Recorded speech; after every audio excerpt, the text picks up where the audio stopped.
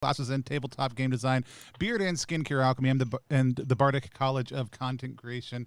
Our hope and desire is that amazing designers could find great players who love their games, and that great players could find amazing designers whose games they love. We do that in a lot of different ways, but one of the main ways that we do it is by sitting down with designers and playing those games. Also, by the way, I apologize to anyone who is watching and just had to see us go through me starting a stream, and then when I meant to take us live, hitting end stream instead. That's also why I said I'm a dummy. I'm a big, big dummy.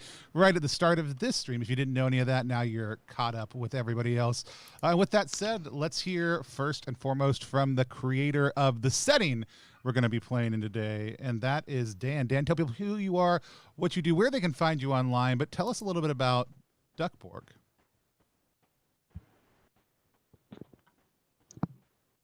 Tony, you meant to be muted. I'm not meant to be muted. Can you guys not hear me? I can't hear Tony. That's really funny. The stream could totally hear me because I can watch. You were going through to Twitch, but you were not going absolutely. through to our conversation.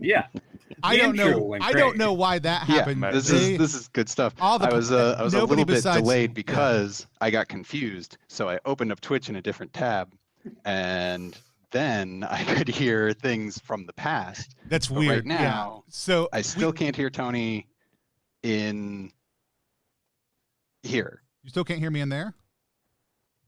I can't either. I can't either. Oh, thank God. It's not just me.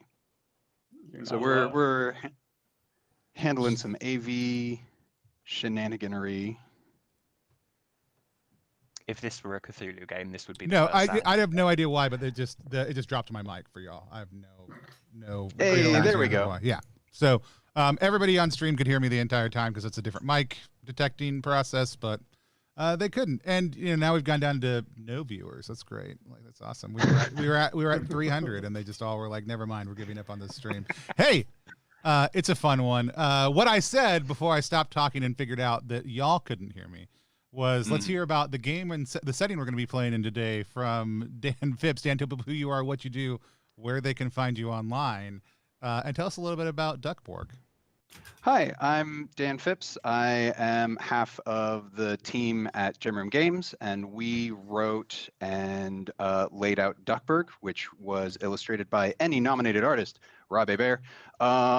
It's a game that takes, it's really your peanut butter and your jelly. It takes the art punk, blackened death metal doom fantasy of Mork Borg and a beloved Saturday morning cartoon that many of us remember, and it just combines them, and they fit together perfectly, folks. There's found family, there's looking for adventure, there's you're gonna die. It's got everything you need. So it takes place in a presumed distant future Calisotta, where the grim city of Duckburg is just a boat ride away from the rest of Mork Borg, except now there's ducks that are people, and they've got a similar but different calendar of psalms that are tiding the end of the world, and way more likely to have lasers featured prominently in their adventures. But otherwise, perfectly the same. It's available at itch.io if you're interested in checking it out. You can find all our stuff at gemroomgames.itch.io. Awesome. And we're at Gemroom Games on Twitter. There's also a link right down below Tyler's face. Tyler, point right down below your face. There we go. Speaking of which, Tyler, if you want to go ahead and tell people who you are, what you do, where they can find you online. Yeah, I am Tyler Crumrine. I run Possible Worlds Games, possibleworldsgames.com. We recently kickstarted a small game subscription, including games like Grandpa's Farm, Farming Simulator, Single Unique Power, a cast creation game, and most recently Dating.sim, which is a dating game that I played here on Plus One EXP back when the Kickstarter was running in April, I guess. And I'm super happy to be back to play DukkBorg. I've been a huge fan of Gemroom Games for a while now, and it's such a thrill to be playing with Dan Phipps himself. Stop. I mean, please, but Last but not last but not least, as far as players go, we have Eli Seitz. Eli, tell people who you are, what you do, and where they can find you online. Hello, my name is Eli Seitz, and I'm a game designer. You can find me on Twitter at Seitz_Eli, and I recently released Thursday, which is a Belonging Outside Belonging GM list game based on Russian Doll about time loops. And if you're interested in that, check out this channel this upcoming Thursday at 8 p.m. Eastern, because we're going to be playing it right here. That's awesome. Thursday? What a concept. Incredible. I'm super excited. If anybody's familiar with the coverage we did during Zine Quest, I did cover Thursday. Again, on the 26 streams I had, there were at least like 12 of those where I covered Thursday on repeat the exact same way every single time, which connects to the core concept of the game. Come back and watch us actually play it, so that long running gag that no one cared about me finally pays off. And then last but not least, the individual who's becoming our go-to Mork Borg GM here on the channel. We've got Sean F. Smith. Sean, tell people who you are, what you do, where they can find you online. Hello, I am Sean F. Smith, as Tony says. That's he and him. And I design games, mostly horrific or nostalgic, or both of that type. So my most recent is Smithy of Sacrilege, which basically is horrific in just how much it rips off my love of the fighting fantasy books. As a fan of Mork Borg, it's not entirely just because of the Slavic, the Scandi vibes and everything in there, but it's the simplicity and the brutality that I love, which is something I apply to lots of other things, including writing, being a magician, those sorts of things. If you are on Twitter, you can find me at Sean F. Smith. Probably lots of other places too. You might just have to add in a few underscores in different places because I got to the platform too late, which is sad. But also maybe I can claim it was an intended aesthetic choice. Awesome. We are gonna we've made our characters. There's a clan creation process we're gonna go into in just 1 second. I don't know if Dan or Sean is leading us through that, but either one is absolutely fine with me. But before we do that, let's talk a little bit about safety. We use lines, veils, and the X card here on the channel just as basic safety tools to make sure that everybody has this a great time here on the stream, and that everybody can we can know exactly what kind of content people are both looking to engage in and which ones we're looking to avoid, because it makes a better play experience for everybody. We have a strong line against sexual violence here on the channel. Lines are things that may happen in the world of our game but don't happen in the play of our game. We don't talk about them or address them. Veils are things that may come up in the course of play, but that they are handled in a specific way, or we just kind of move past them when they happen, or they fade to black. We don't dwell on them. And then the X card is the ability for anyone at any time to say X, wait, pause, stop. I need to clarify, like I need clarification on something, or I don't like what's happening. You don't have to explain it. If we need help identifying what it is, we might ask for like, hey, what's the specific thing, so we can avoid it. But usually it's pretty clear. Then we just move forward in a different direction.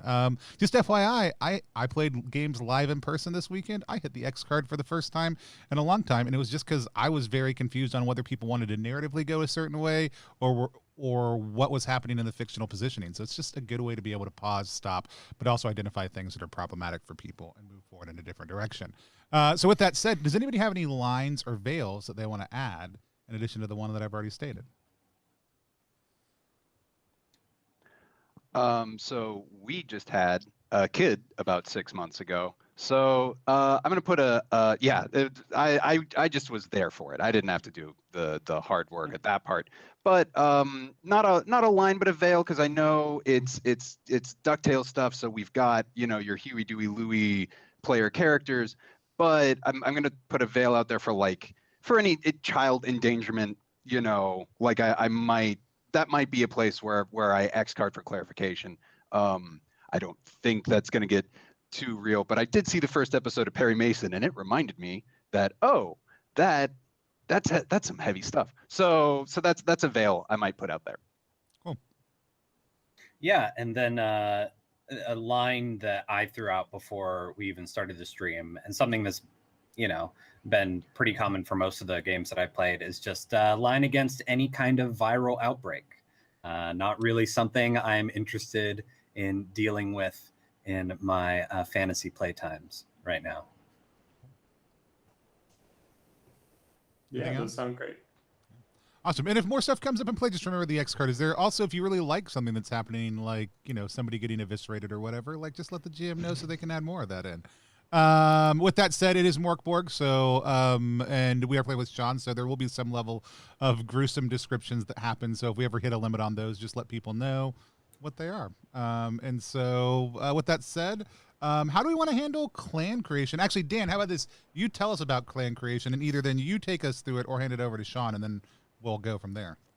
Sure. So one of the things we added in DukkBorg to modify the rules of Mork Borg is obviously you need to roll to figure out if you're a duck or a dog or one of the other birds, but you know, that goes without saying. But also rules for founding your own clan in the Clan McDuck tradition to sort of explain why you all have each other's back. And that's sort of one of the mechanisms we use to sort of not lighten the tone, but sort of emphasize the you know, you through thick and thin, and it's gonna get real thick real fast. At least you know you have the rest of your clan, whether you are bound by family oath or happenstance. And so we are gonna roll for your clan name and roll twice for the color and the banner of your coat of arms, and once for a sort of shared lineage or general zhuzh that our clan has, that we all kind of share this special ability that might suggest that you know, we could track our descendants to Launchpad or somebody from the show.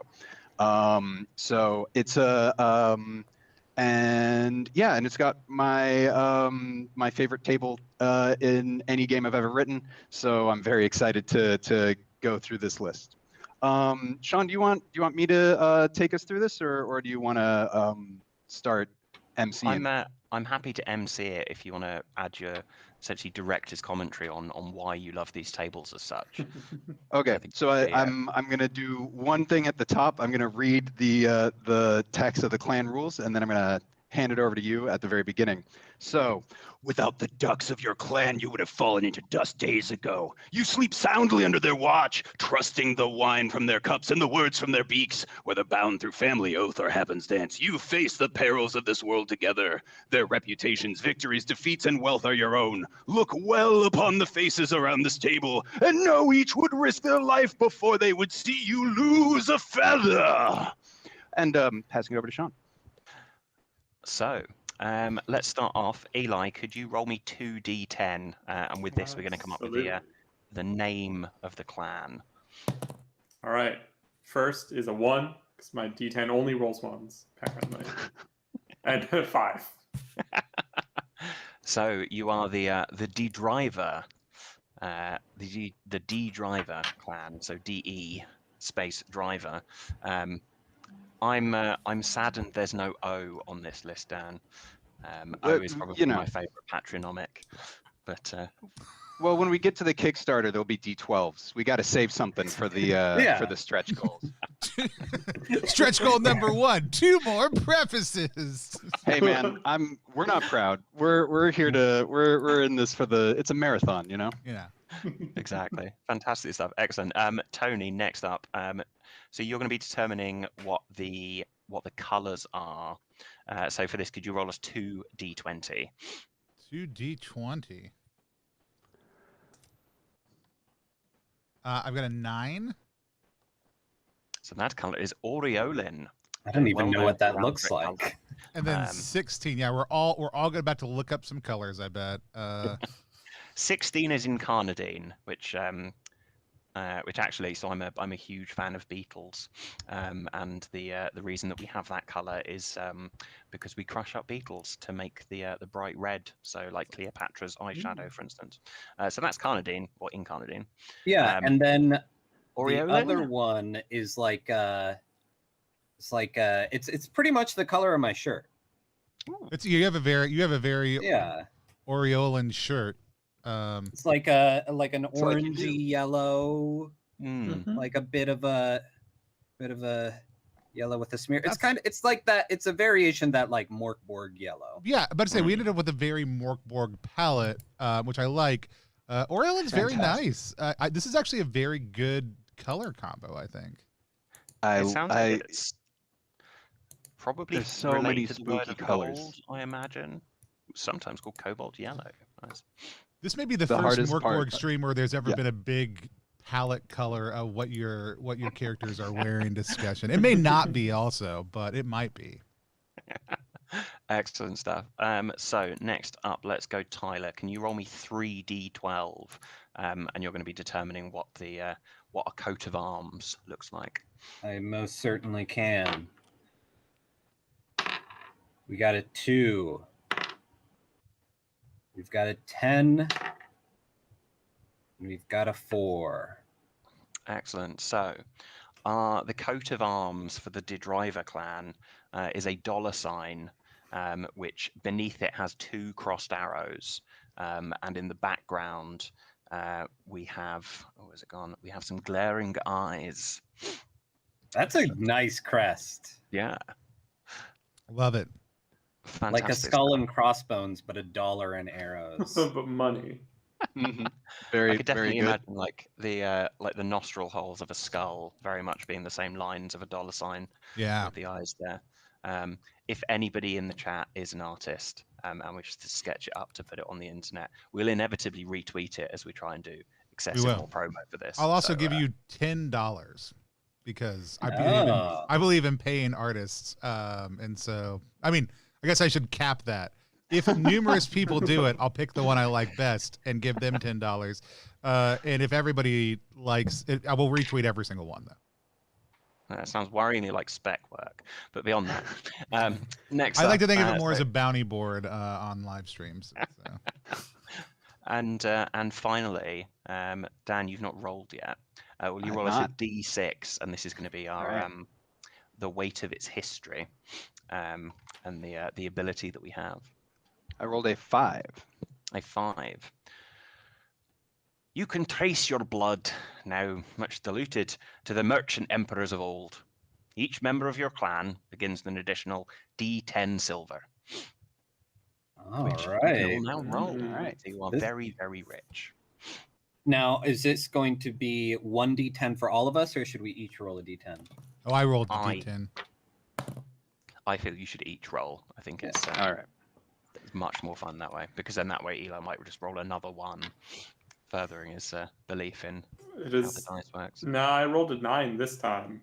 I rolled, yeah, this is my least worst roll of this character creation.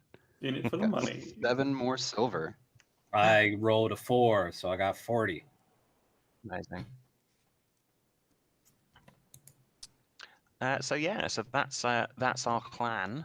All in all, the DeDriver clan. What's your thoughts on the whole thing then, Dan? You said that one of the tables in here was by far your favorite.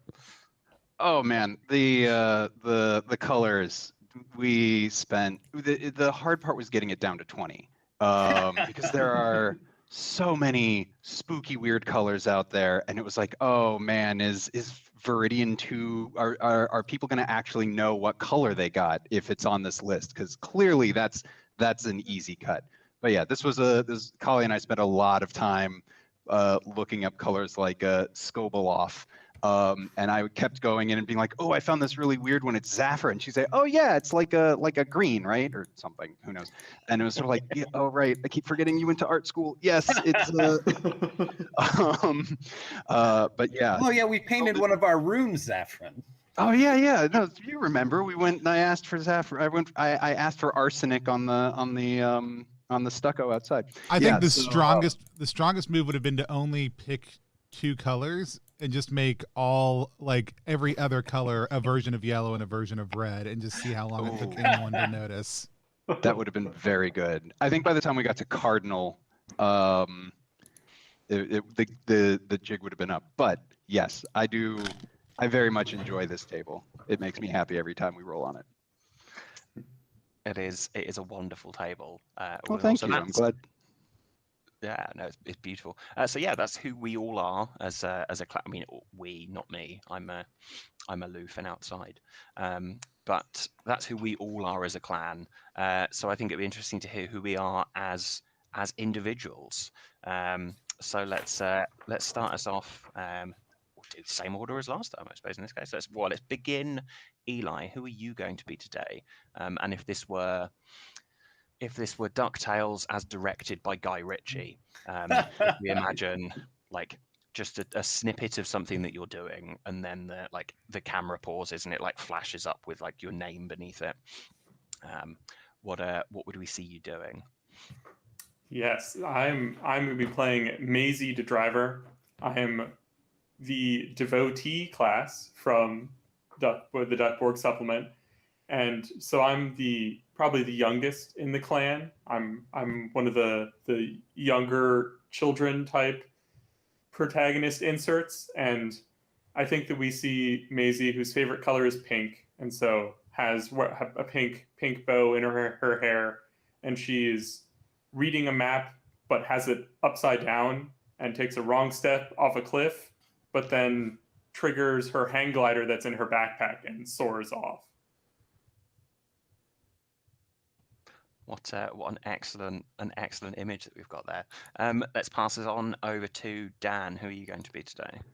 So I am playing Uncle Dillard the Driver, and his boon companion Doggard the Driver, voiced by John Cena.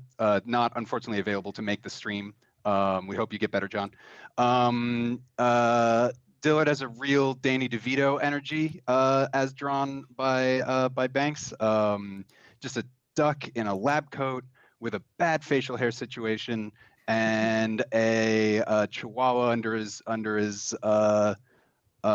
arm, just like one of those weird chihuahua mixes where the tongue doesn't stay in the mouth, and a neck so small that it has to wear a vest. He is probably working on, he's a gizmo speaker, so he knows how to build machines that this time it won't go evil. I know last time and the time before that, it eventually gained sentience and its eyes turned red and it started killing people. But we learned from those mistakes, and this time it's going to be fine. And he's probably right now working on a floating piggy bank that has a propeller sticking out the back of it, that is slowly sort of rotating. And he's kind of hunched over, working in the guts of it, and doesn't notice that the propeller starts lifting Uncle Dillard into the air as he's working, until it gets high enough that the leash on Doggard pulls him out and he falls backwards and is now scrambling up a tree to try and save his prototype contraption, a piggy bank that always points north, for reasons that will become clear through play, trying to keep that from flying off into the clouds, with as much dignity as a character with -3 strength on the can muster. It's gonna go great. It's gonna go great. Glorious. Tyler, who are you today? All right, I am playing Boyle the Driver, but Boyle the Driver was not always his name. Once upon a time, he was Boyle Beagle. He was one of the Beagle Boys, until Matron Beagle demanded a gift of noble blood from him. My class's wretched royalty, and she asked him to go on a perilous mission, and he said no, and abandoned the Beagles, and wound up being taken in by the clan de Driver. So Boyle Beagle is he just looks like one of the Beagle Boys. He's a dog. He has like I'm thinking like Beagle Boy by way of the Sheriff of Nottingham in the really horny Disney Robin Hood. So he's got like, like some puffy sleeves and things like that. And then also I have a second character that was kind of handed to me by the Mork Borg character random generation, which is Barbaster the Incredible Horse, which in Mork Borg is a magical, intelligent, arrogant, vain horse that like accompanies you. But in the world of DuckTales, it's just kind of a guy.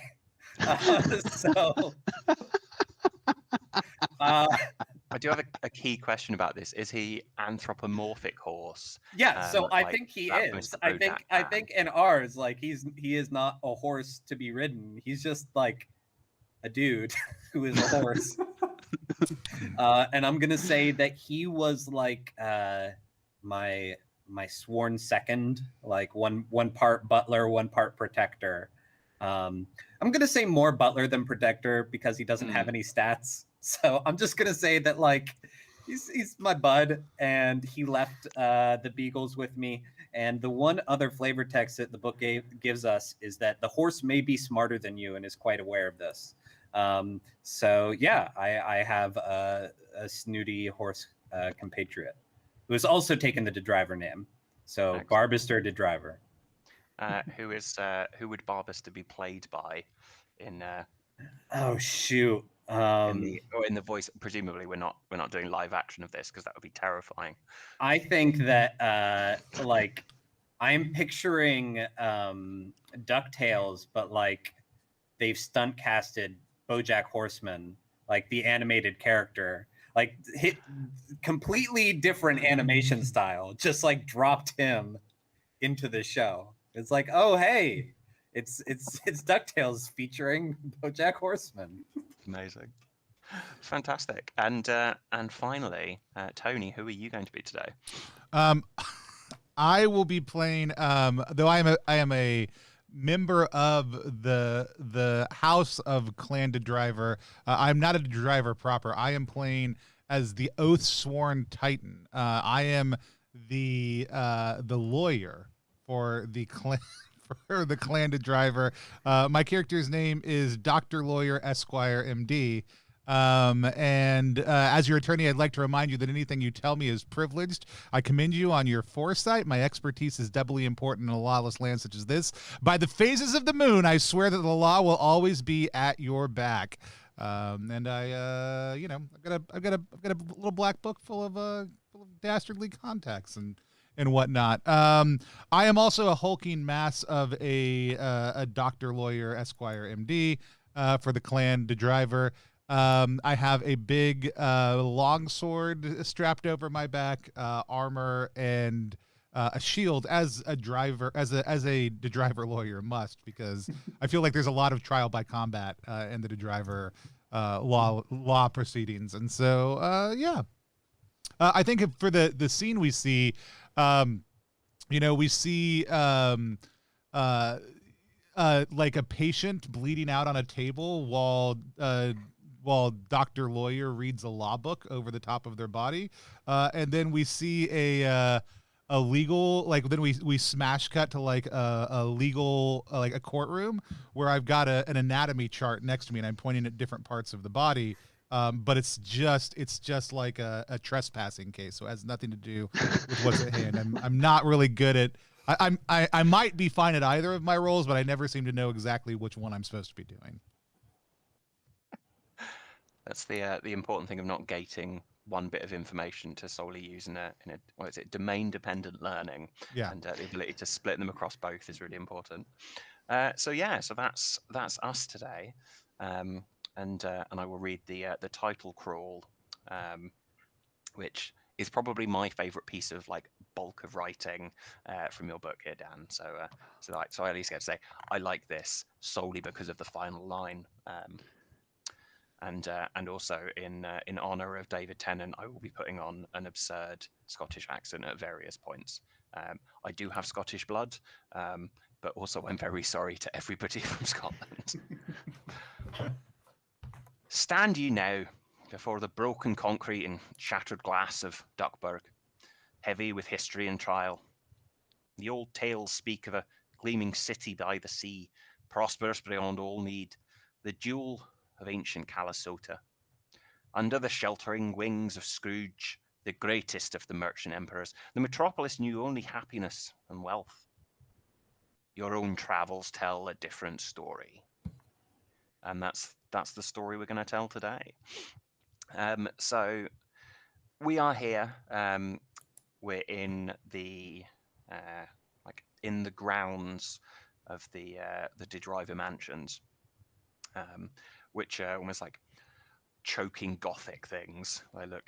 They look more like they were probably stolen off of a set of like Count Duckula, and then just hastily repainted. And again, if you like walk down the corridors, the whole like same looping bit of background kind of follows you along. And everybody is gathered around the vast four-poster bed of the matriarch of the family, Dame Doreen de Driver, who mostly wears like very, very stiff starched dresses, and actually kind of almost looks a little bit like a heron, kind of all like mostly pushed up. She's kind of there, but in this case she's like lying back in the bed, and like the tiny little glasses that she's got right on the end of her nose are almost like just like falling off of her beak, and she has a really like visible wound in her neck, where 3 weeks ago she was sparring as part of a just a relatively like simple settlement case, in terms of how some land was going to default to one family or another, and was wounded, but it turns out that the blade itself had been poisoned, and you're all stood around her. Luckily, through Uncle Dillard's researches, you have learned that within the actual walls of Duckburg itself, you're probably going to be able to find a cure. You're going to need to make sure that you can like find like a solid silver knife, and then you're going to have to like recut into the wound, and then apply a poultice that's made out of like hag's hair, and some ground up golden lotus flowers, which you can find somewhere within the town. But yeah, what's it all look like as you're all stood around this thing, and you've got Dame Doreen de Driver just kind of like on the bed, like, oh, it's okay. I've already written out my will. I know that everybody wants me to continue going on until Scrooge's next ball, but perhaps it's for the best. Don't feel you need to save me. Despite being the adopted child of this clan, and I believe the only dog among birds. Actually, I did forget to say I am a giant, massive, muscle-bound capybara. Oh, excellent. Of course. Well, you're also our lawyer. Yeah. As are all capybaras. Yeah. I think it should be stated. I put my my hand on her shoulder and say, "Never worry. I will carry on the family line as if it were my own, better than my own, and you can put your trust and your coins in my hands." I wasn't entirely what I meant, Boiler, but No, it's fine. You can. It's very noble of you to die for all of us. I know your father has been asking for my hand in marriage for some time, but perhaps there might be other things as well that we could see too. I'm sorry, I'm getting terribly flushed. And she fans herself down with she's got a remarkable fan that's kind of like been made out of like her lower fingers, kind of like flap off like this. It's mostly skill rather than necessary than an object. Well, I mean, this is why I've always encouraged you not to represent yourself in these legal proceedings. As a lawyer, as a doctor, there's only so much as I can do. As a lawyer, there's far more. Yeah.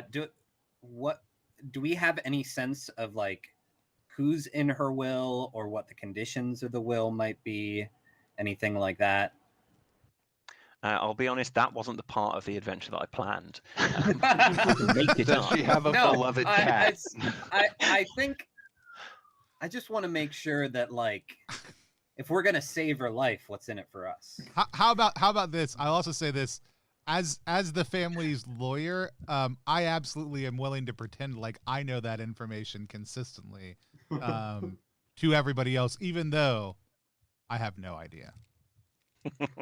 I think Uncle Dillard is playing this extremely overconfidently. So I think he's by her side and he's saying, "Oh, there. This will listen. This is going to be fine. This is going to be a bad fever dream because, as you know, we didn't sell the silverware." Looks up at the rest of the group. We didn't sell the silverware, so the silver knife already handled, and the gardens are doing great. So the lotus flowers, it'll be just a moment to pick them up. All we have to do is find a little bit of, I can't read my own handwriting, but the other part of the poultice. The hag stuff. Hags, we just need to find a hag. How hard could that be? It'll be a matter of moments, and then you'll be back on your feet.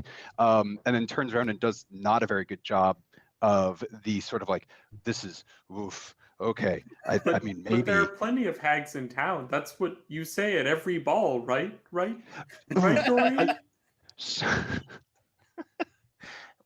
Yes. The problem is, it needs to be hair.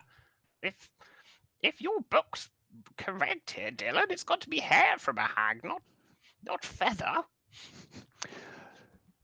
Oof. Okay. Right. Yes, of course. So at this point, Beagle has kind of read the room and seen that, like, everyone else wants to solve this problem. And not just like, I think he had like 2 pieces of silver out and was ready to like place them over her eyes while she was still alive, but he puts them back in his pockets. He's like, yes, we will certainly save you and save the clan. It's never fear. You will live for a millennia. I promise you will never die. And the poultice will definitely work. I definitely know how to mix that poultice very well. And I'm absolutely confident. It's got to work, right? I'm due, right? It's gonna work. And if not, I know all the details of your will, so it's not a problem. Maisie takes Doreen's hand. Don't worry, we have so many competent clan members in this room. Nothing could ever go wrong. Oh, Maisie, you remind me of when I was your age. All belief and wonder. I'm very glad. It enthuses me thoroughly. In fact, I feel I could jump up. Oh, gosh, no. Oh. No. My legal advice is that you stay in bed. She might need medical advice in addition to legal advice at this point. No. We're not at the point of medical advice yet. Scientifically, please get some bed rest. Drink your gin. This will be fine. And so we smashed cut to the gates of the Driver Manor, as you were all stood there, and it's the first like group shot that we see. What's the mood like? You're the grounds of the actual house is sufficiently large that like you're far enough away from the main streets of Duckburg that people can see you, but no one can hear you. And you've got these like huge yew bushes that are kind of you as in the tree, not you as in yourselves, that are guiding around the outside of this thing. And again, it looks remarkably gothic for a Saturday morning. It is also canonically a Saturday morning in game. That's why I think that's important to note. And yeah, what do we see? This isn't going to be fine. I know I said it was going to be fine. This is not going to be fine. What did you do with the silverware again? No, listen, I needed it because silver, I mean, I know gold is very good at conducting electricity, and I needed something that was not as good at conducting electricity, and silver is not as good as gold. So scientifically, that was the perfect material to construct my last contraption, which, as we all remember, was to serve breakfast and was made out of forks and grievously wounded our previous attorney. Right. So really, this worked out great for you. But so that's fine. There's silver everywhere. That's not the part I'm worried about. Where are we going to find a hag with hair? Lots of them have legally speaking, lots of them have little wispies. Now, in the lore of our game, do we consider ducks to have hair, or do we need to find a non-duck hag? Cruising through some of the art and thinking back to DuckTales, there's a pretty decent mix of having hair and not having hair. Yeah, there was the blonde one. Yes, I remember that was like really lucky or something. Yes, I feel like there's like a beard for sure. Yeah, when you're young, you don't have hair, but when you're old, you probably have hair. Okay. So I Boyle summons over Barbaster and says, "Barbaster, come forth with my my coin satchel, my and so Barbaster comes over with a sack with a $sign written on it, and under that $sign are the arrows. But he asks, how much silver do I have?" And Barbaster tells him, "You have 192 silver, sir." And I looked at the group and I'm like, all right, as much as I hate parting with my silver that I've earned myself for the good of the family, but it's mine. It's also mine. How much could these ingredients possibly cost?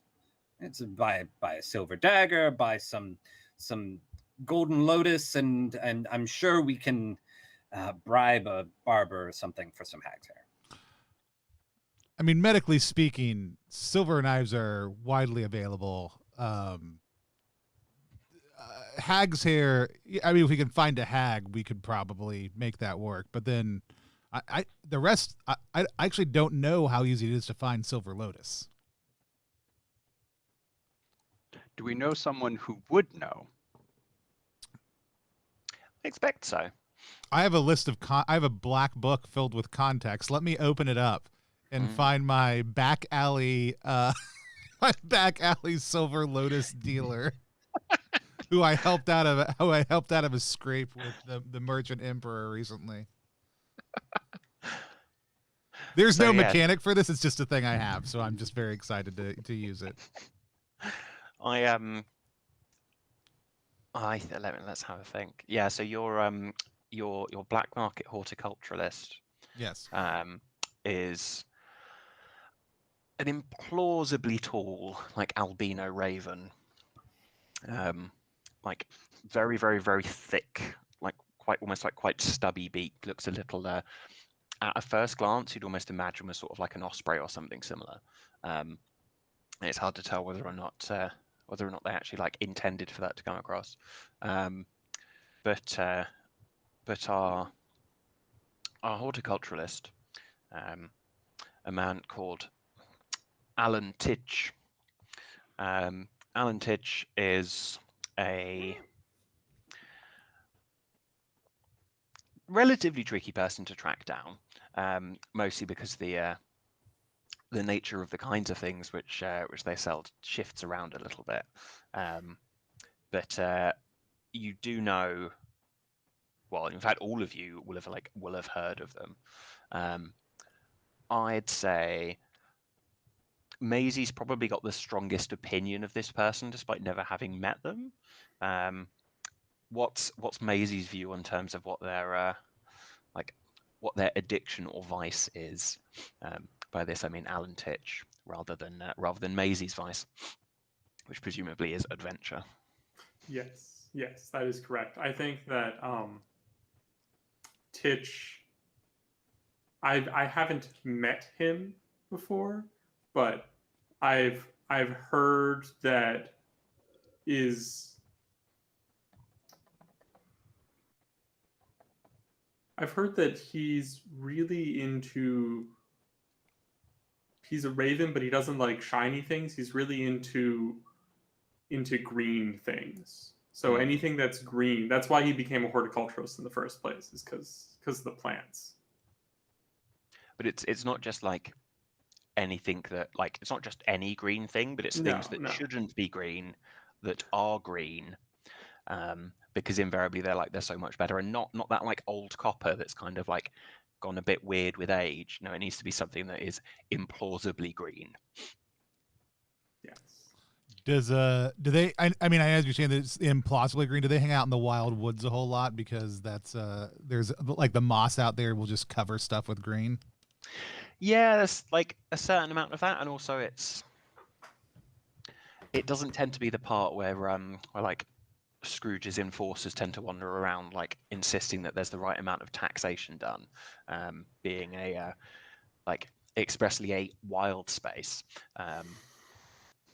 And yeah, so it's easy to, it's kind of like a weird sort of like green belt where the floor itself is like oddly mulchy, and if you don't look too closely, it's quite easy to ignore the fact that essentially it's just like a mass of like centipedes and snails with like really soft shells that kind of like bounce back when you like tread on them with your flippy flappy duck feet. But yeah, you imagine that you can probably find Alan Titch somewhere within like the great wildwood that kind of like borders on the edge of Duckburg. There's always kind of an awkward moment when we go to like get the wagon ready to go anywhere, and that's like we all kind of look at. I remember the name of your horse. What's the name of your character? Barbaster.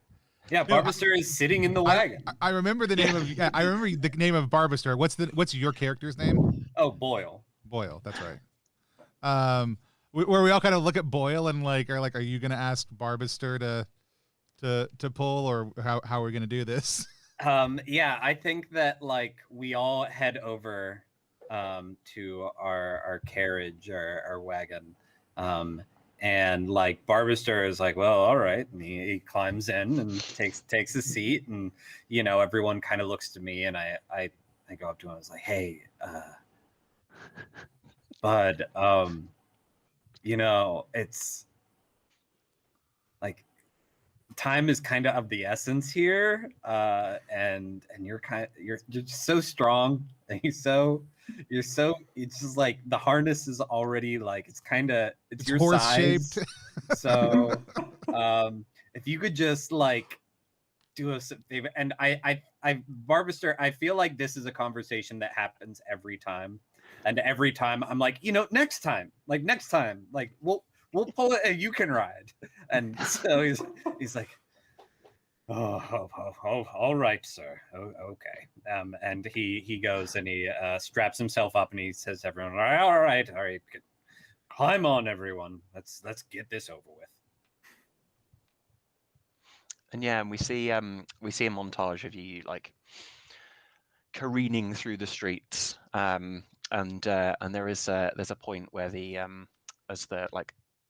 camera, I mean, it's not a camera because everything's illustrated, but the illustrated camera kind of like pauses as the chariot goes by, and you can see like a very, very thin alleyway, where kind of like popping up out of like a sewer hatch at the end there is like, again, quite like archetypally designed hag, the kind of one that could almost have been like copy pasted from a variety of different Disney things. And like one of her eyes is notably bigger than the other one. She kind of like looks at the camera and winks, but with a smaller eye, and then like descends back into the sewer. And yeah, you arrive at the wild woods on the edge of town, and it's like the rain is relatively light, and it's hard to kind of like tell exactly what the atmosphere is when you arrive. It's like weirdly humid the closer you actually get to the forest part here, but everything is entirely green. You've got like lichens covering covering every vertical surface. You've even got like across the floor almost every single like chunk of rock that's just got like a covered over like piece with green thing, and you can see there's loads of little like scrapes that have been like pulled off in different places. Clearly like almost like a tiny little trowel or something similar.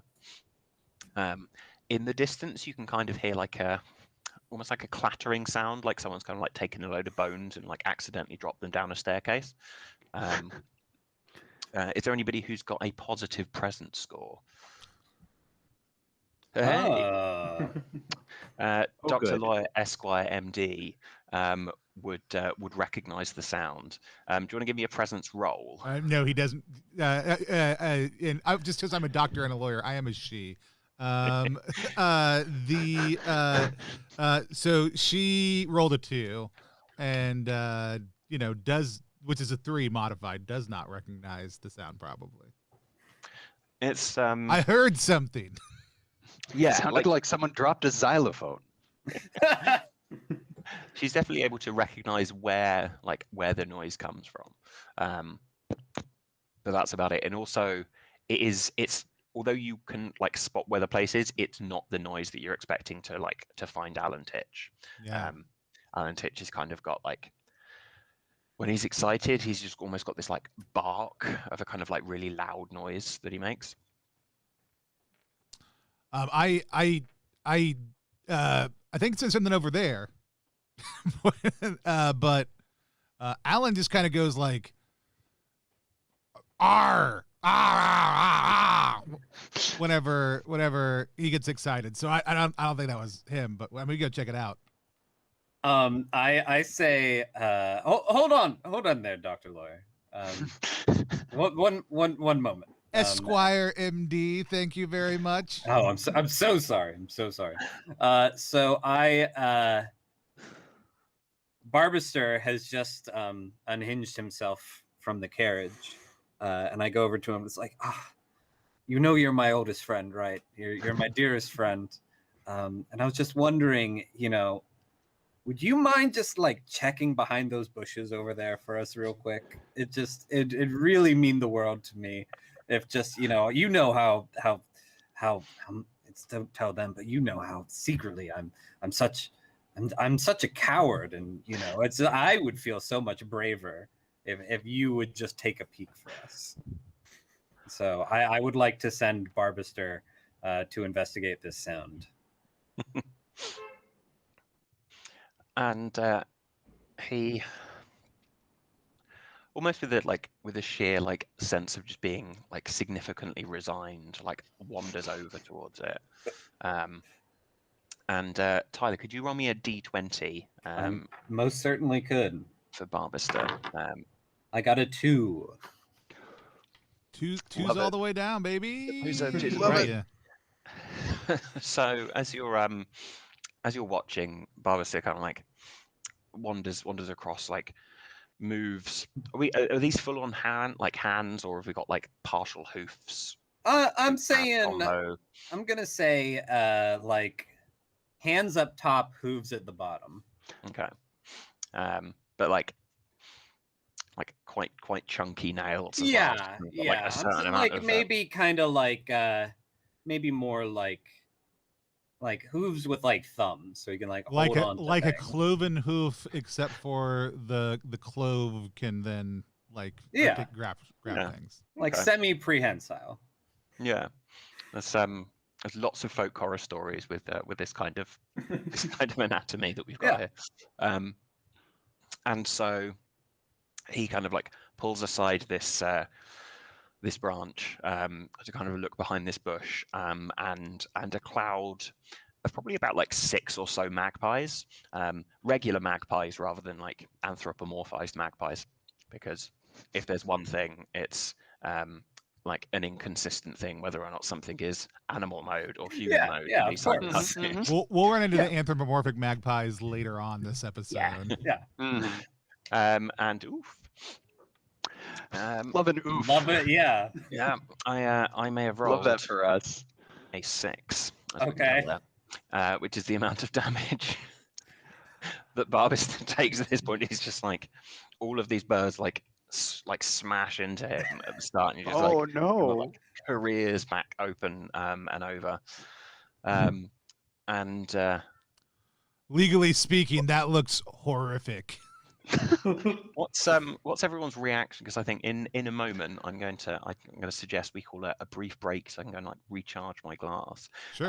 But before we do that, what's everyone's like immediate reaction to that before the Now, Barbaster doesn't have health, as it were. Would you say that this magpie attack is bad enough that he is hurt, or bad enough that he is like dead on sight? I'd say it's that he's significantly hurt rather than feel that right.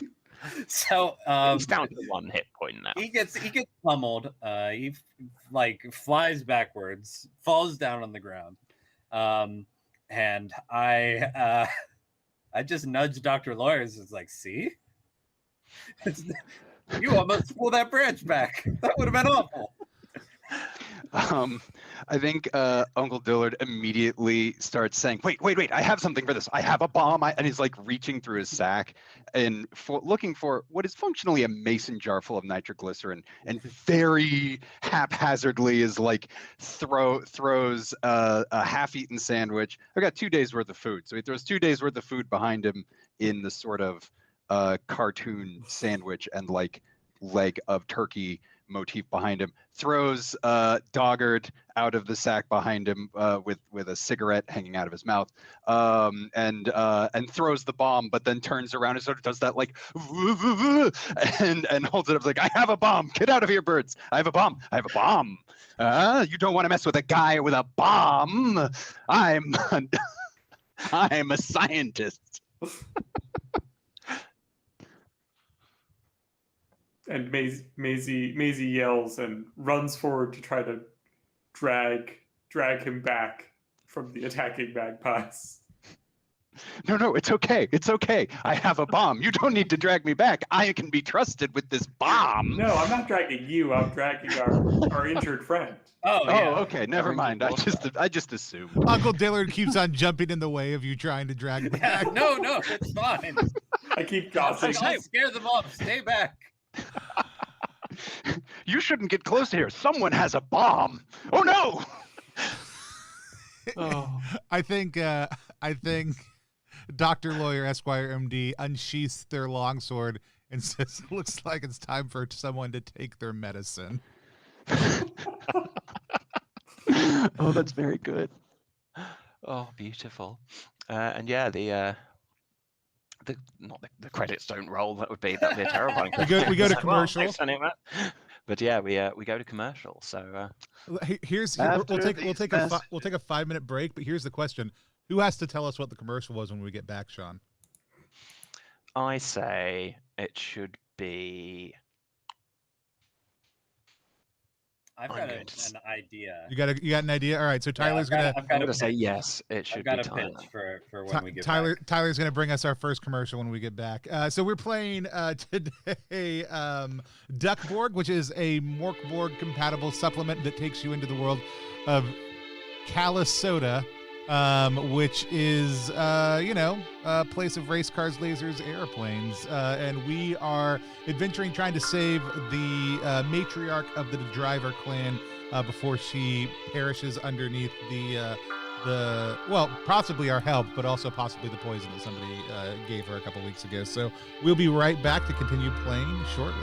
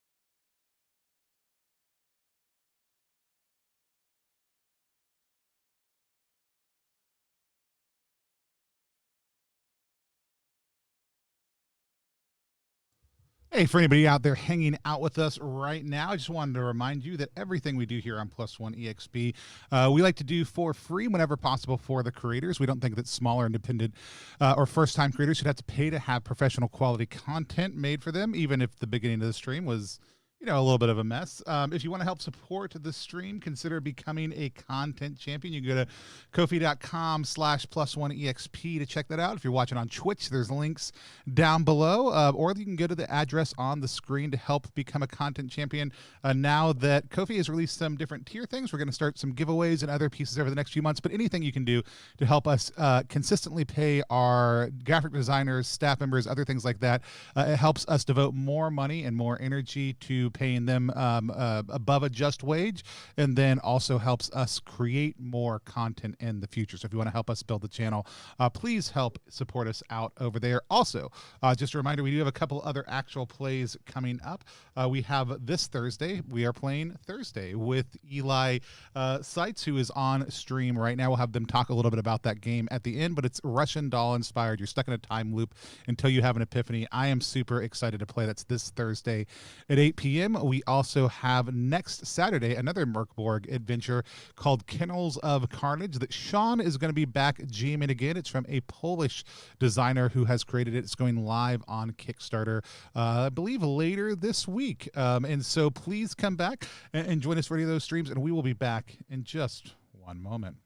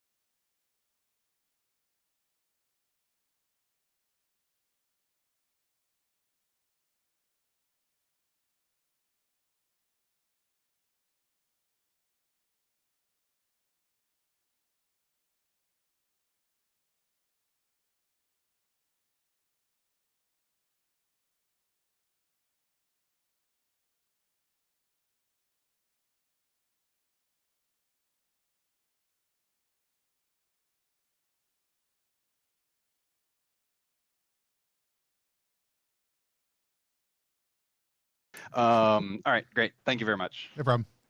Here we go. Everybody heard you say thank you very much, so you're welcome very much. Tyler, tell us what everybody just saw in the commercial break. Thank you so much to our sponsors, Barbaster Glue, only the finest of glue and other horse-based products from Barbaster Incorporated. Really the top in the game. If you are stuck in a jam, well, it'll help you get more stuck because this is glue, and we've yet to break the technology on opposite glue, but we're working on it. Barbaster Glue. Animals were harmed in the making of this product. And so, Barbaster, let's you deserved better. Let's head it back over to our GM. Sean, go ahead and take us away from that horrible advertisement. Yeah.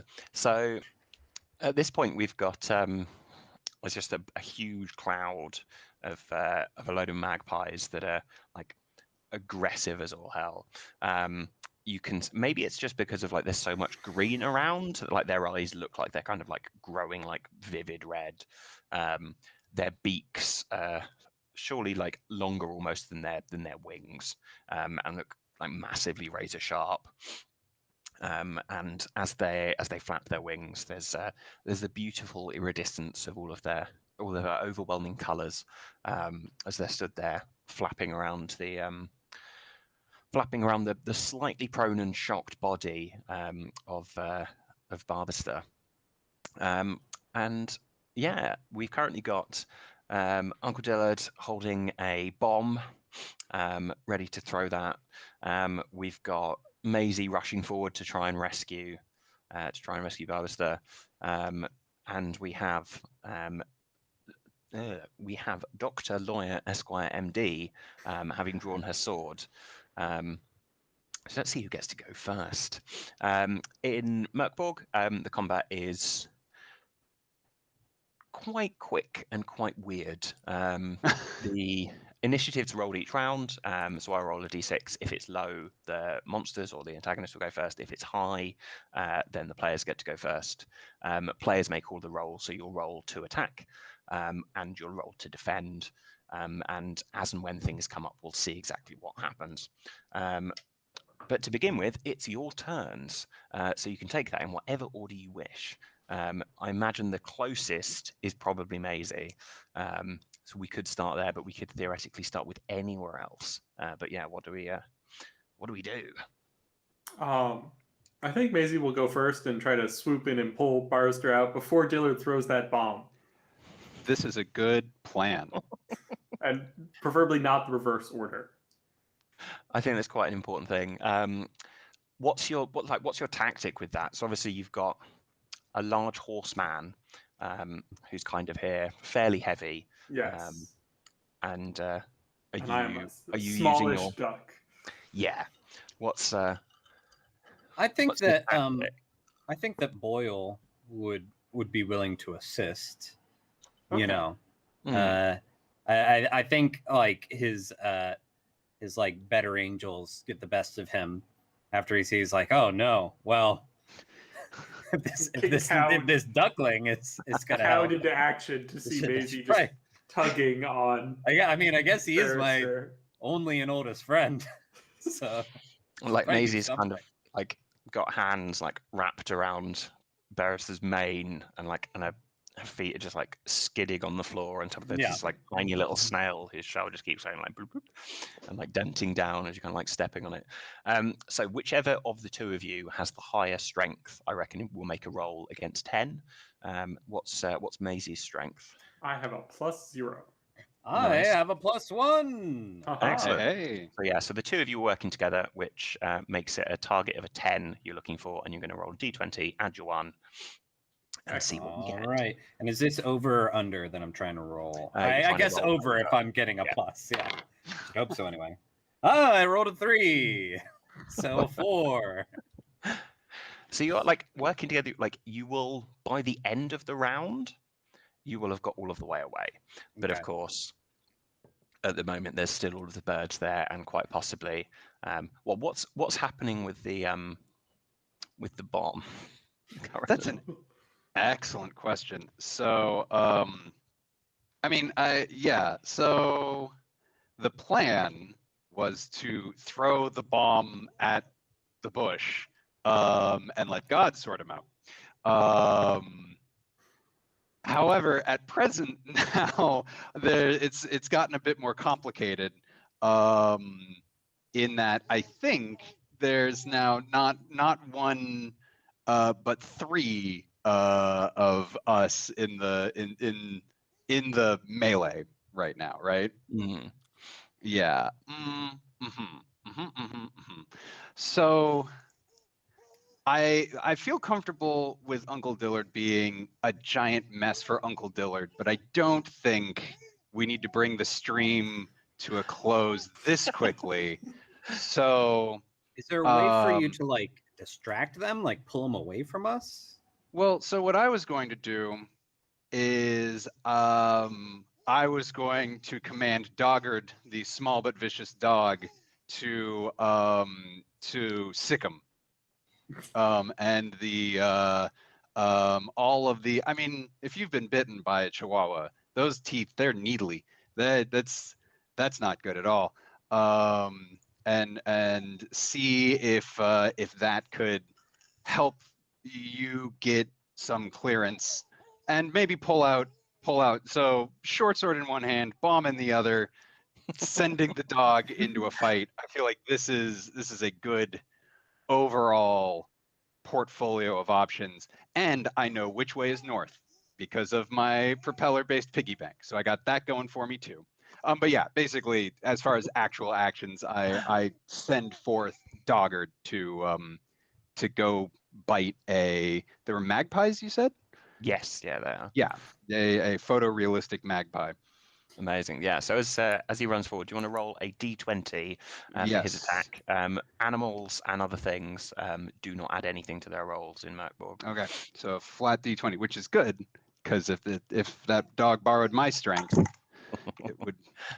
I rolled a natural 20. Ooh. So it turns out these dice do have 20 sides, which is incongruous with our previous experiences on this stream. Amazing stuff. We also have found so- the most competent member of our party too. Yeah, and it's Doc. your infant child. Good job. It always is the dogs. It's the most effective thing I find. So in where you have hit with a critically strong attack, let me just double check find my PDF because of the what's the word? Critical hits essentially do Max damage. a few different things. So it'll do max damage, and Okay. also I believe it reduces the quality of the quality of their armor, but I can't remember if it does one or both. So How much armor are these Let's say it magpies does. stacking? they're quite they're moving around quite a bit. So I mean, it's probably like the equivalent of just light armor, but it's Okay. very difficult to get a strong blow in at them. So Mhm. yeah, so I'm going to say you'll deal max damage with that. Great. So that would be 4. Nice. And also it is going to remove their capacity to behave in quite such a. I mean, it's almost like you're kind of like herding these with Mhm. Dogger here. Yeah. And so they've kind of like there's less of that chaos randomness that kind of like gives them at least a little bit of relative protection. Yeah, So it's all the what's- yappy barking. It's got in their heads. We're playing the mental game now. Now we're on my court and Doggard's court. Excellent stuff. So yeah, so they are, I mean, looking quite torn apart in a little bit. So like we've got like chunks of feather, and you can see like there's little bits of like the almost like scaly legs that kind of like split open, and there's like really vivid like red white kind of like slash down the side of them there. For there are no dogs quite as vicious as tiny chihuahuas. No. What's Dr. Lawyer Esquire MD? Dr. Lawyer what's that Esquire plan? MD had charged their we get the after commercial recap of them yelling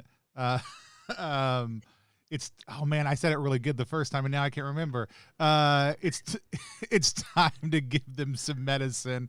It's time for your medicine, and has drawn their longsword and is swinging, because longswords are the best weapon against small vicious birds. And so is swinging wildly with this giant sword, and rolled a 14. Nice. That's going to hit. So yeah, do you want to roll for some damage as well? Oh, I'd love to. It's 10 damage. Nice. You very, very much finish them here.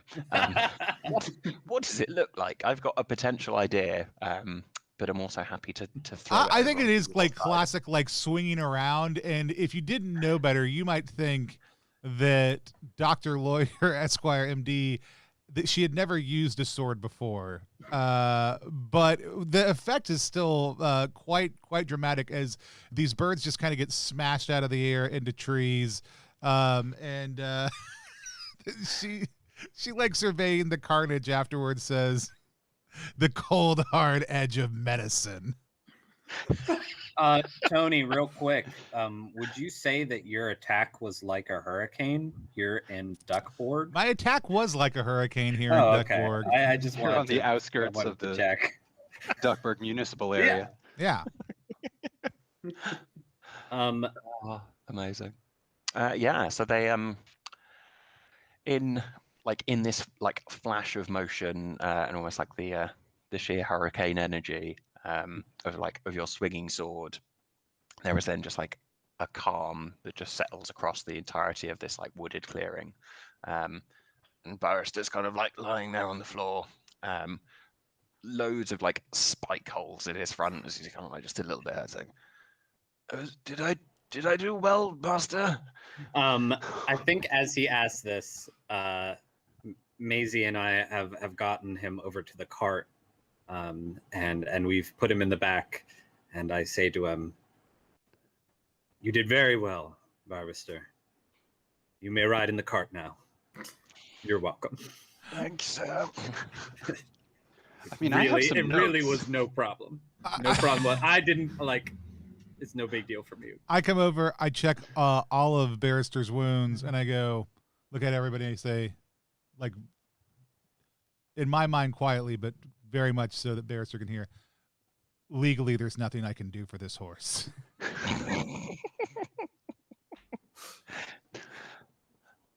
we will stick with him later. Yeah, I tell him like, now don't move. Stay here.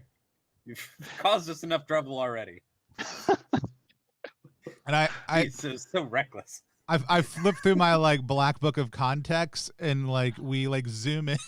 And I'm like, and I go, I think we're in the right place, and we zoom in on the page, and it just says like, what's Alistair? What? So it's Alan Titch. Alan Titch. It says Alan Titch, and then it just says Wildwood ? And it's circled 3 times, all written in red. Yeah. Like, we're here. Yeah. And in fact, as is the standard narrative logic of Saturday morning cartoons, there is like a crashing through the bushes as someone comes to investigate the chaotic sound that there just was, and you see this immaculately tall, quite carefully dressed albino raven, really quite like squat beak. He's wearing like a proper like ice white linen suit, which is just scuffed with so many different green marks on it, or he's like especially like on his elbows. And he's coming there, and he's got a big handful of a number of different flowers, each of which have had like the very, very tips of their actual petals cut off, and he's kind of like applying various different bits of like additional green to them, which looks like it's just almost like some algae or something that he's just like fished out of the pool, and is just like kind of like smearing it over there, and just wanders through and is like, Yes, the classic Titch green color. That's how you know it's made by Titch. It's giant green. And he's there. He's like, oh, hello. Was that you just then making all that racket? I said, no, it was his dog. He's been trying to train it. I mean, this isn't the best place to do that. You'll scare off all of the animals. That was the hope. And he's sort of hiding the bomb behind his back. I'm like, yes, scare off the animals. That was the intent. To scare off, definitely not explode. Maisie shuffles over and stands right in front of a pile of burnt corpses that is in the corner of the screen. Just got that, like, grab one with your foot and push it behind. Oh, well, this is very strange. Oh, don't I know you, Dr. Lawyer? Dr. Lawyer Gosh, Esquire MD. I'm it. obviously, I mean, you know, they say lawyers never make house calls anymore, but I figured I would come check on you and see how you were doing. Also, I need some of that giant green, but also not green. I need it to be silver, and I need it to be lotus. Is it silver lotus or is it golden lotus? What color is our lotus? Lotus flowers. I don't know if we were specific about the. Oh wait, no, it was golden lotus flowers. I think. I'm the one who came up with the poultice. You talked me into it. You talked me into it. Golden lotus. I joined Dr. Lawyer MD and say Esquire MD. Now we're willing to make a very fair offer for some golden lotus blossoms. We'll even let you keep their green stems. That's how generous we're willing to be. We just need you to connect us with the product. Wait, are you sure that legally speaking we don't need the stems? I turn to Dr. Lawyer MD and say, I'm haggling. Don't worry, I learned this from my horse. Okay. Right. Wait, that horse? Yes, it's fine. He's great. He's taking a nap. This is like the first day off he's had in months. Is that a vulture? And there's like a vulture flying over, just waves down like, hey everybody, just on my morning fly. It's kind of like looping around just a few times too many. Don't mind me, just keep an eye on things. Good luck. Alan Titch at this point like looks around and guarantees that there's nobody else around. It's like, that's your horse, is it, in the carriage? Well, I wouldn't say he belongs to anyone. He's an individual. But yes, he is under my employ, and by employ I mean obligation of friendship and like just kind of codependency. Okay, I'm glad he's under your wing and not one of Scrooge's types. Well, anyway, I've got these flowers, and he kind of like pulls open his linen jacket, and you can see almost like hanging up like loads of watches. You can see just all of these different flowers. You've got like irises. Boyle is like, oh man, roses. Whoa. And each one of them almost in that kind of like the very very round like lolly sticks you've got with just like a single thing in it, and a tiny little plastic wrapper. They're all kind of like wrapped in that exact same way, and you can see that there are some golden lotuses that he's got in there, and he looks about and says, I mean, normally I sell these for about 55 silver, but if you say that I can keep the best part of them, the stalk, I'll let them go for 54. Well, as a scientist, that is mathematically less silver. that is hold on. Let me consult with my compatriots. And I huddle everyone up, like over Barbaster's body, like football huddle. I'm like, all right. Oh, what do you think? Do we have time to haggle, or should we just? I mean, I've heard. I've heard that this guy's bird doctor. seems a little. This guy's doctor has written up an amazing contract for him, and I don't think we're going to be able to get out of it. Like whatever deal he gives us is going to be whatever he gives us. All right. Do we think he wants the bird corpses? Or, Huh? or Huh? do we think we should make a bird corpse, if you know what I mean? How many of these flowers do we need? I've got money. Medically speaking, I can't advise one way or another because I have doctor patient confidentiality conflict of interest. I pop my head out of the huddle and I turn it to the bird, and I say to Titch, "Are you willing to trade for dead magpies?" I mean, some, sure. They're they're a good source. They're a good source of green. I'll Okay, yes, I can knock the price off by another couple of silver. Let's say 52. Now we're getting some That cards. is literally a couple. At this point, I 50 say more times, and then we'll be good. Hold on, I walk over and I huddle up with Titch, and I'm like, all right, I think I'm trying to mediate this on your behalf. They're driving a pretty hard bargain here, and as your doctor, I have to tell you, just keep up the good work. Don't go down any lower. They're okay. So during all of this, Barbaster has been counting out the silver because he is still holding my money pouch, and he counts out the 52.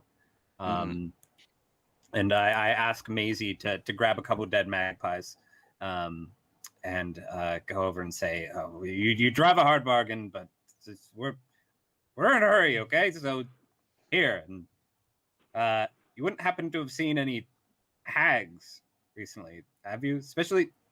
Particularly hairy ones? Ones with hair. Yes, specifically we need a hag's hair. And if you have a silver knife you want to throw in here, like I could throw a little extra in for you. Well, I've got a silver scalpel. I don't suppose that'll work, will it? I mean, we're cutting off legally a boil or speaking, that's a something here? pretty ideal tool. I think taxonomically, a scalpel is under the knife subheading. I I think say, we all right, can... how much do you want for the scalpel? Well, the scalpel, I'll take it for 10. All right, great. $62. Yes. I will yes. give you. All right, so I hand over the 62. I take the scalpel, I cut off the stems, I give them back. I was like, here, you freak. And that's slander. Slander. You know what you are. We'll see you in court. Green meanie. All right. I choose that opportunity to negotiate my legal fees for these proceedings at 10% of the acquired goods. So get with the dirt. We're seeing any hags. Honestly, yes. That's not the... Okay. The last time I was looking to stock back up on some of the wet algae. I went down beneath Duckburg, and in the sewers there, just near where the purification part is. I swear I saw one. Terrifying when she can control shadows, you know. And in shadows, you can't see any color at all. But did she have hair? You green obsessed. Hair? Look, we can't all be born with like silver cutlery in our faces. I know your mother. I read about her in a book once, but it'll be fine. Keep my mother's name out of your mouth. So This is escalating. Huddle up. So we huddle back. I say to the group, now we could spend all day wandering through Duckburg, hoping to find one elderly woman take a piece of her hair, and who knows how long that will take. But we have a bona fide lead here on a magical hag in the sewer. So I feel like the safest route is to follow that. We don't know how much time Doreen has. Oh yes.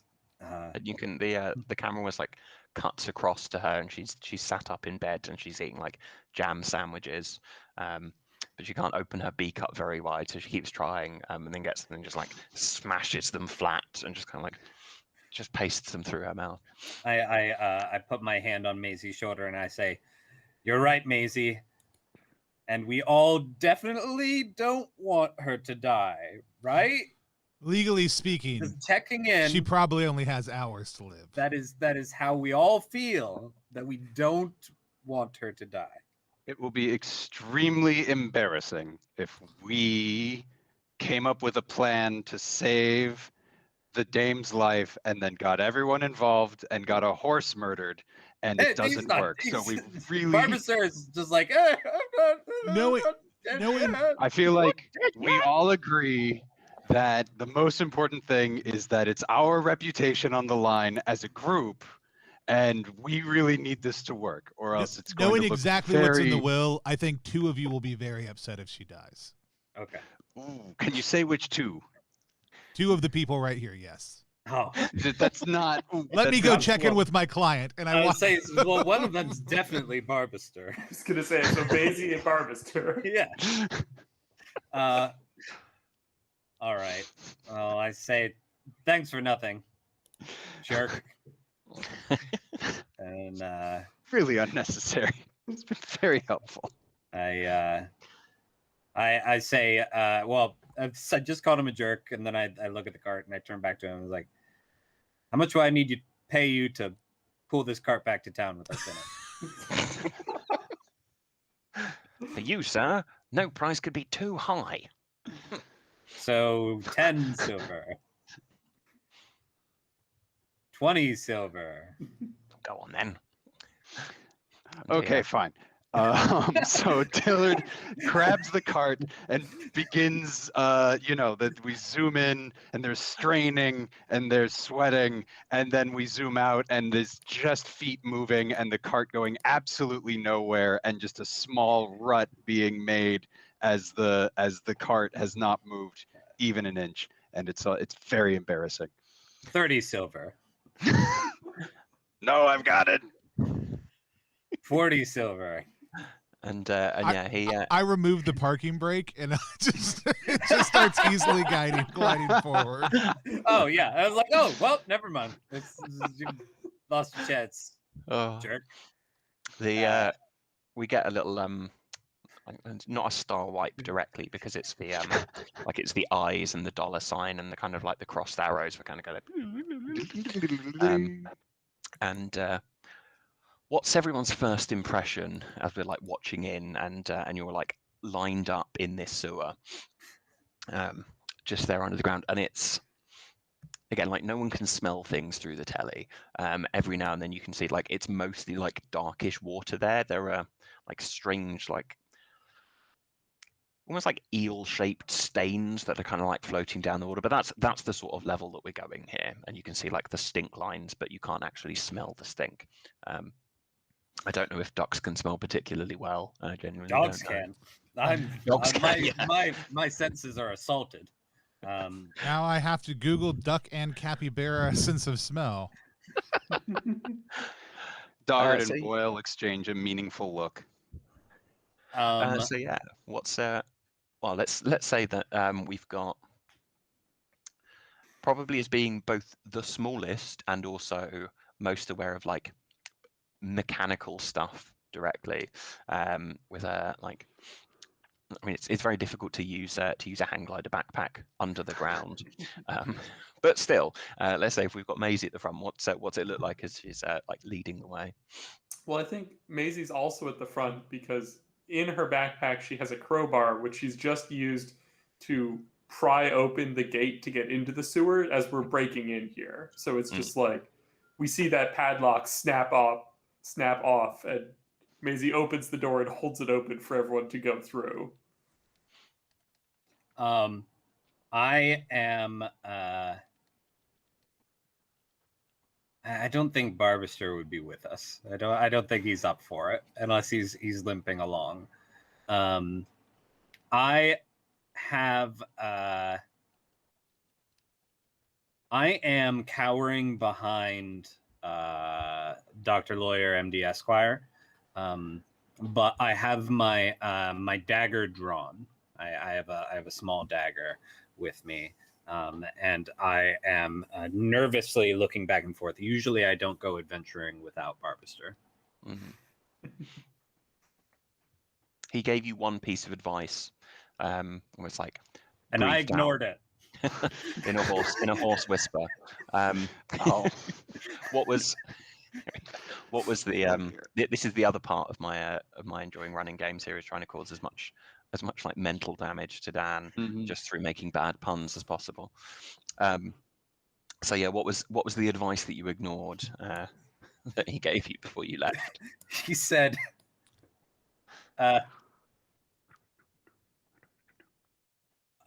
whatever you do, don't get those clothes dirty. I just washed them. And like and it cuts back to me like in this journey, and I'm just like, like using my shirt sleeve to wipe off a sign that is just like a big arrow that points it further. I'm like, I think we should go this way. And the worst part is we all only have one outfit until we get a bigger budget to be able to afford the artist to draw a slightly different outfit for some episodes. And so exactly. But like the next panel, it's just they've forgotten to keep the sleeve dirty. So really it's fine. Excellent stuff. And yeah, what's the rest of you look like as you're kind of also like traipsing through this it's quite tight in terms of like how tall it is, and there is a lot of like iron gratings and so on, kind of like in the wall, and big pipes that are also like coming out at various different points, some of which are kind of like venting little bits of steam or gas. So yeah, what's the rest look like? I mean, I love the idea that we see like Maisie come around the corner and it looks like a giant like sewer, and then we see the other two come around and it's like, oh, maybe it's a normal size sewer, and then we see Dr. Lawyer Esquire MD come around the like and is like hunched down and like rounding out like we hear the sword scraping along the top of the tunnel. I definitely think Uncle Dillard is making a big show of holding Doggard and being like, "Don't worry, I've got you. Everything's gonna be okay." I keep giving him too dignified a voice, but then when he's actually in it, he's holding this chihuahua up just like this, just, like ahead of him. Whoa, like, best use of a child on stream here, plus one ever. Yes. We're going full lone wolf and cub today. Someone contact the Annies. Best use of a child in stream. But yeah, just holding out like a nervous person with a switchblade or something. Just like holding the dog, like, "I've got you. I'll keep you safe." I've never gone back to make a clip of a stream ever on this channel until later today. I'm definitely imagining like the music for this scene is very much the like dun dun dun dun dun dun dun dun dun, like as we're creeping into the dark. I'm like sneaking through. Yeah. And I just remind everybody that legally speaking, there's a high risk of infection down here in the sewers, so please be careful. Oh yeah. We might get a copyright struck for that music. Yeah. Medically speaking, you're probably right. Yeah. And yeah, so could I get a presence check from, in this case, we'll do it from Maisie, as she's at the very, very front of the crew. Sure. You will get where you're going in the long run. It just depends on if it's going to be beneficial or not. Indeed. I By rolled definition, you'll get where you're going. a 9. Excellent. And what's your presence? 0. Ah.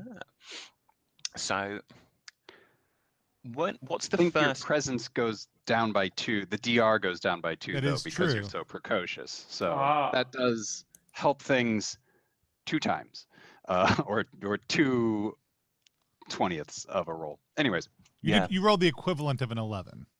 Yeah. Okay. Actually, no. That brings us to what we need then in this case. So I was aiming for a 10, and actually, if you were instead pulling that for an 8, then we've hit it.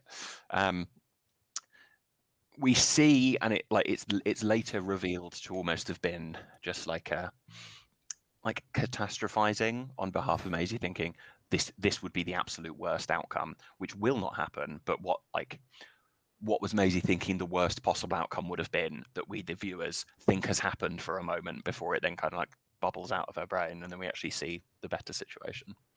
Yeah, I think that Maisie's walking and we can see like shadows playing on the walls from a light source, and that she's walking and then like there's a big shadow and it looks like it's got like sharp claws and bright eyes, and then it like jumps down and grabs everyone but Maisie, and Maisie's like eyes are getting bigger and bigger, is like, what is happening, and spins around and runs right into whoever's right behind them, and it's nothing there, it's just a regular shadow. And yeah, but as you kind of like are realizing that and then like catching your energy and your attention, you can then see there is a guttering candle just off, actually down one of the routes that you weren't expecting to go, but you can see just set around that there is like quite a tall woman with like tufts of hair just kind of like jutting up in different situations. I nudge everyone. It's like, holy shit! Look at that hair. And she's sat there, and you can see that she's playing cards with like a shadow that's just like sat there opposite her, and the shadow is kind of like holding up these cards, and she is as well. Yeah, how do you all want to approach her? You can hear her complaining a little bit about how the shadow is clearly cheating, but she still seems to have a bigger pile of money, and it's obviously just the standard like silver coins that are kind of like dotted about. I think we should kill this woman. You look like someone who could use medical expertise. Is this shadow swindling you?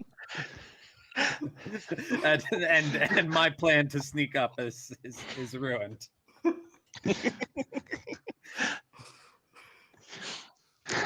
Yeah, so here's what we could say. I like muscle my way around everybody, so like y'all can still be behind I get me. pushed into this like the water of the sewer. Yeah. My clothes absolutely filthy. So we can definitely say that is me drawing attention to myself and not to anybody else. Yeah, so there's very much the fact that Dr. Lawyer Esquire MD is drawing enough attention that the witch currently doesn't know anybody, like doesn't see anybody else there, and the hair kind of like looks across at you. You can see she's got a monocle right in front of one of her eyes that kind of like massively magnifies the like the actual eye itself, and she kind of like looks at you through this and it's like, oh yes, how long have you been watching? I mean, long enough to know that you seem like the kind of person who could use a little bit of help, and I'll hand her a business card. It sounds like you're a woman of great maturity who's being taken advantage of by a shadowy individual and could use a little bit of help. I mean, well, yes, it's the first game we've had in a long time where she's just been beating me every single time. I swear it's that she's relying on a few friends to look over my shoulder. Oh yeah. And the shadow is kind of like shrugging and do we see like other shadows like moving around like at that moment away from behind that? It's kind of popping up and then just like shrinking down as much as they can. Almost like moving their shadow hands up to kind of cover the little like glowing pinpricks in their eyes. If possible, I would like to be trying to sneak up on her during this exchange. Mm. Yeah, do we maybe think there's from any- like the sewer water. I could see me doing the old Huh? like Reed trick of like submerging under the water and going up to him. Are you just I'd trying say- to make as many horny Robin Hood animated film references as you can in this stream? And just, you know, what comes. Worst Yeah. case scenario, they shoot a bunch of arrows at your hat. Yeah. Exactly. So yeah, so I say if you're gonna sneak up on her as such, I'll give you a choice. It can either be a slightly trickier thing, or you can guarantee that you become infected, but it's a lot easier to do. Ooh. Legally Infections. speaking, one of those is worse than the other. Yeah. Infections in Mork Borg go that if you are infected, you don't gain hit points back at all, and also every day you just lose some. So. I'm gonna try to. I think I'm too dumb to avoid infection. I don't think I spend a lot of. I mean, right now I usually have a presence of -2. If Barbaster the horse is with me, that adds +2 to my presence for logic and intellect. But Barbaster isn't with me, so And you don't have legal representation. no. No, true. This is going to be an agility check to kind of like All right. sneak up. And you're looking to I hit. have a good bit of agility. Excellent. You're looking to hit 8 on this. All right. I have +3. Oh, you got it. I rolled a 7, so I get to a 10. Nice. So yeah, so this works, and you're kind of like, as you're wandering through, every now and then you can kind of like see the reed kind of like shuddering as you kind of like smashed your shins into something really hard underneath the water, but then get to the point where the hag is still involved in her legal dispute Is she haggling? over the exact price. I think maybe Yeah. that needs to happen.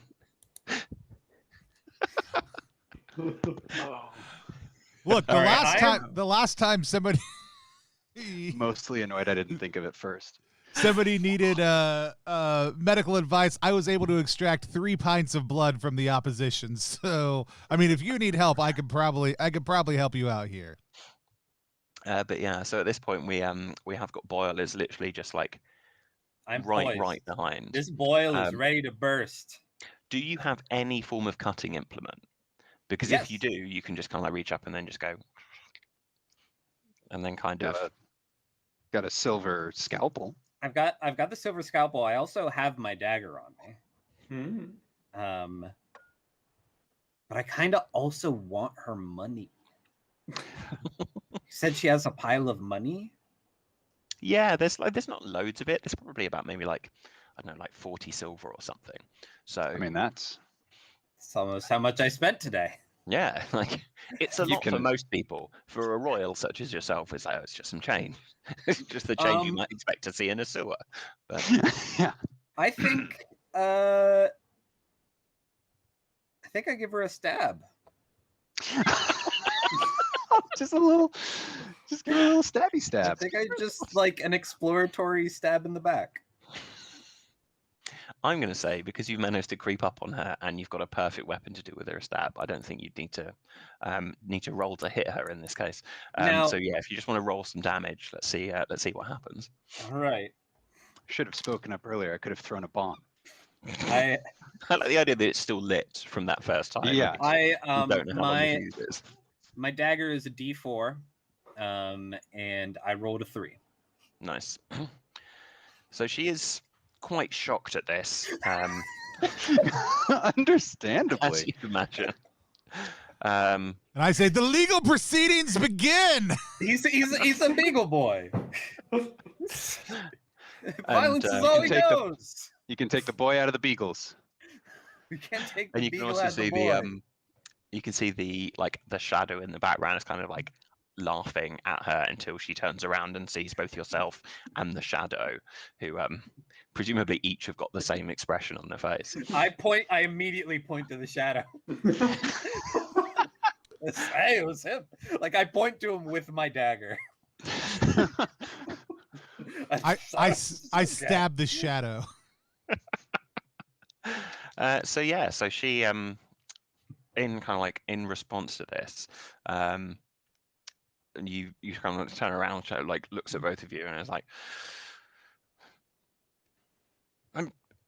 "Don't attack me." Oh, it's a little late for that. This is a robbery. We have a bomb. Should have said that before I attacked you. We just need your hair. My head, of course. And she just like grabs it from the top and just, you know, that like that trick that clowns do where they just take like a napkin or a Oh, wow. scarf. and Yeah. just keep yeah, and she just does that and just like pulls out meters and meters and meters of hair just from her head, and then just kind of like summons over the shadow to then kind of like claw it off, and then just kind of like hand to this just like big long, almost like 5 meters worth of like witch hair rope. She's like, it's all I can afford right now. Please just leave me alone. It's Wait a second. Okay, Maisie, let's back up. Maisie's scooping it into her backpack. I'd like to know. So you Are can we in only afford 5 meters of hair right now. Are we in an O. Henry short story? What's happening here? I say, well, that thank you. Is for this the hair. is this a gift of the Magi situation where the hag has Yeah. been saving up money to buy a green like pair of scissors for Titch, and Titch has been saving up money to try to buy A more comb hair for the hag? Yeah. Yeah. I Quite I likely. say, the hair is well and good. Thank you. We'll take the hair. Thank you for the hair. Hair is non-negotiable here, but we still need to pay our friends legal fees, which I'm guessing, Dr. Lawyer would say you gave about 40 silver worth of counsel. So I said I stabbed the shadow earlier. I'm gonna assume that happened, but it also did nothing because it's a shadow. Is that correct? yeah, so they're kind of like, it went through, and the shadow almost does a like a pantomime of and then just kind of like drifts off the side in such a way that the blade wouldn't cut, and then almost like everyone realizes there's not even a hole there, and it just straightens itself Another up. victory for another medical victory for Dr. Lawyer Esquire MD. Yeah, I mean, 40 sounds great. He's like, "Oh, very well. Can I at least can I say maybe 39? Can I just want to keep this last one, please.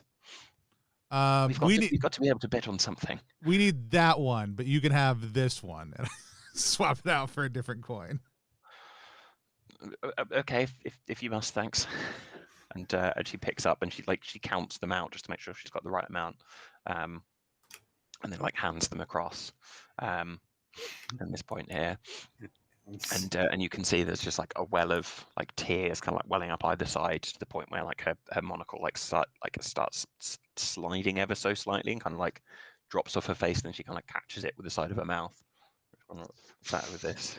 It's like, Boyle's thrilled. This plan went swimmingly. Listen, I can think of no negative consequences to come as a result of ill treatment of a witch, hag, or Baba Yaga. There's no evidence that that's linked to curses later in life. So So we I'm have plenty of hair. listen. we We got our came here money. for hair. I got an exploratory stab in. I think I can leave. I think we can leave with confidence and without any concern for the consequences of our actions. Yes, absolutely. so from this point, and again, we smash cut back to the outside of the mansion, and eagle-eyed viewers will notice it's the exact same, like the exact same set. There's literally no changes to it. Even the fact that like 3 minutes in, like 30 seconds in, there's like a couple of the bits of grass that just kind of like wobble in the wind, and it's always the exact same way. And this is probably going to have been enough time for Boyle's like infection to be at least a little bit painful. So Tyler, could you roll me a d6, and then you're going to lose that much hit points? Ooh, baby! How many hit points do you have, Tyler? I have 4. Ooh. Well, this is gonna go great. I rolled a 6. Oh, Did I say great? Oh no! Well, listen. So When I said stabbing and robbing a witch and taking her hair would have no consequences, I may have forgotten. So we reach the gate, and I bring everyone in for a huddle again, and we have our heads in the huddle, and I just look to each of them, and I say, you know, I think we've done some good work here today. I love all of you, and nothing bad will ever happen to this family. And And if it does, I just want everybody to know that medically speaking, I've arranged for all your states to be distributed, so don't worry. So in the huddle, my arms are supported, like my body is, propped up by my compatriots. My head just slumps. And yeah, it's up to y'all how long you remain in that huddle. Boyle is fully dead. Yeah, what's everyone's reaction to that? Is you kind of like, you're noticing that you're probably carrying a little bit more weight there, but maybe it's just the weight of the moment, and it's that feeling, and it feels really intense. Would he have wanted us to stay in this huddle? Let me check real quick, and I flip out like a series of index cards. As you like go to look at the index cards, the weight shifts, and the rest are like, whoa, whoa, whoa, as we try to keep Boyle. As far as huddles go, it looks like 60 to 90 seconds is the preferred length of time to stay in the huddle, which is right about now. Oh no, wait till I finish reading this first. To my dear Maisie, I leave Barbaster. You were the only one who ever cared for him, and I also mean the only one. Come on, I hung out with the guy, but really, let's not make a big deal out of it. Unsurprisingly, I leave the rest of my material wealth to my Dr. Lawyer, Esquire, MD. Yeah, no, that checks out. Hold on. Any regions recently gained on an adventure can be split evenly amongst the party. Yeah, no. That's what I I've got wrote. to be honest, I thought we had a better relationship than that. Oh wait, there's a note here at the bottom. Actually, I just forgot your character's name, Dan. Uncle Dillard. No, this Uncle can Dillard. be canon. To Uncle Dillard. To Uncle Dillard. To Uncle Dillard. Uncle Dillman. I leave a bag of premium dog treats for Doggard. So I will say that divvying up my possessions, Dr. Lawyer is now received, should you choose to take it, a water skin, 2 days worth of food, a staff, a sack, a grappling hook, 130 silver. I'd like there to be like a small scene where Maisie re-enters the mansion and goes into Barbaster's room, which is a small room off to the side, and she doesn't even need to say anything. Barbaster just looks and says, "He's dead, isn't he?" And she a single tear rolls down Maisie's face. And Barbaster also says, "I'm your best friend now, aren't I?" And Maisie nods. I was like, very well. And then you get the dog treats, Uncle Dillard. You get the dog treats, but the dog treats you receive, unbeknownst to you, are actually dosed with a bottle of black poison, 3 doses, toughness DR 14 or D6 damage, plus blind for 1 hour. Oh no. I mean, the joke I was going to make was that the bad news, but no, maybe it's good news, is as a long time custodian of Chihuahua mixes there, famously finicky about new foods and treats. So this might go okay. Wondering, knowing what I know as a character and how much I dislike Uncle Dillard.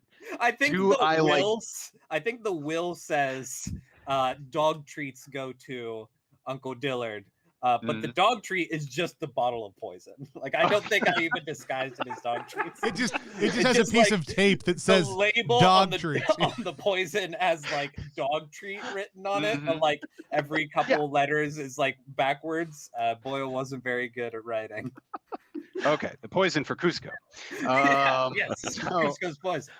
Oh, So in the interest of because it's what sounds like we're nearing the conclusion of the stream, I do think it is worth making a presence roll to see if Uncle Dillard is dumb enough to take a treat and try to convince his dog to try the treat by putting it in his own mouth. I'm just gonna roll a d20 with my presence of 0, and I'm Sean, I put the rest in your hands. Here we go. That's an 8 on the die.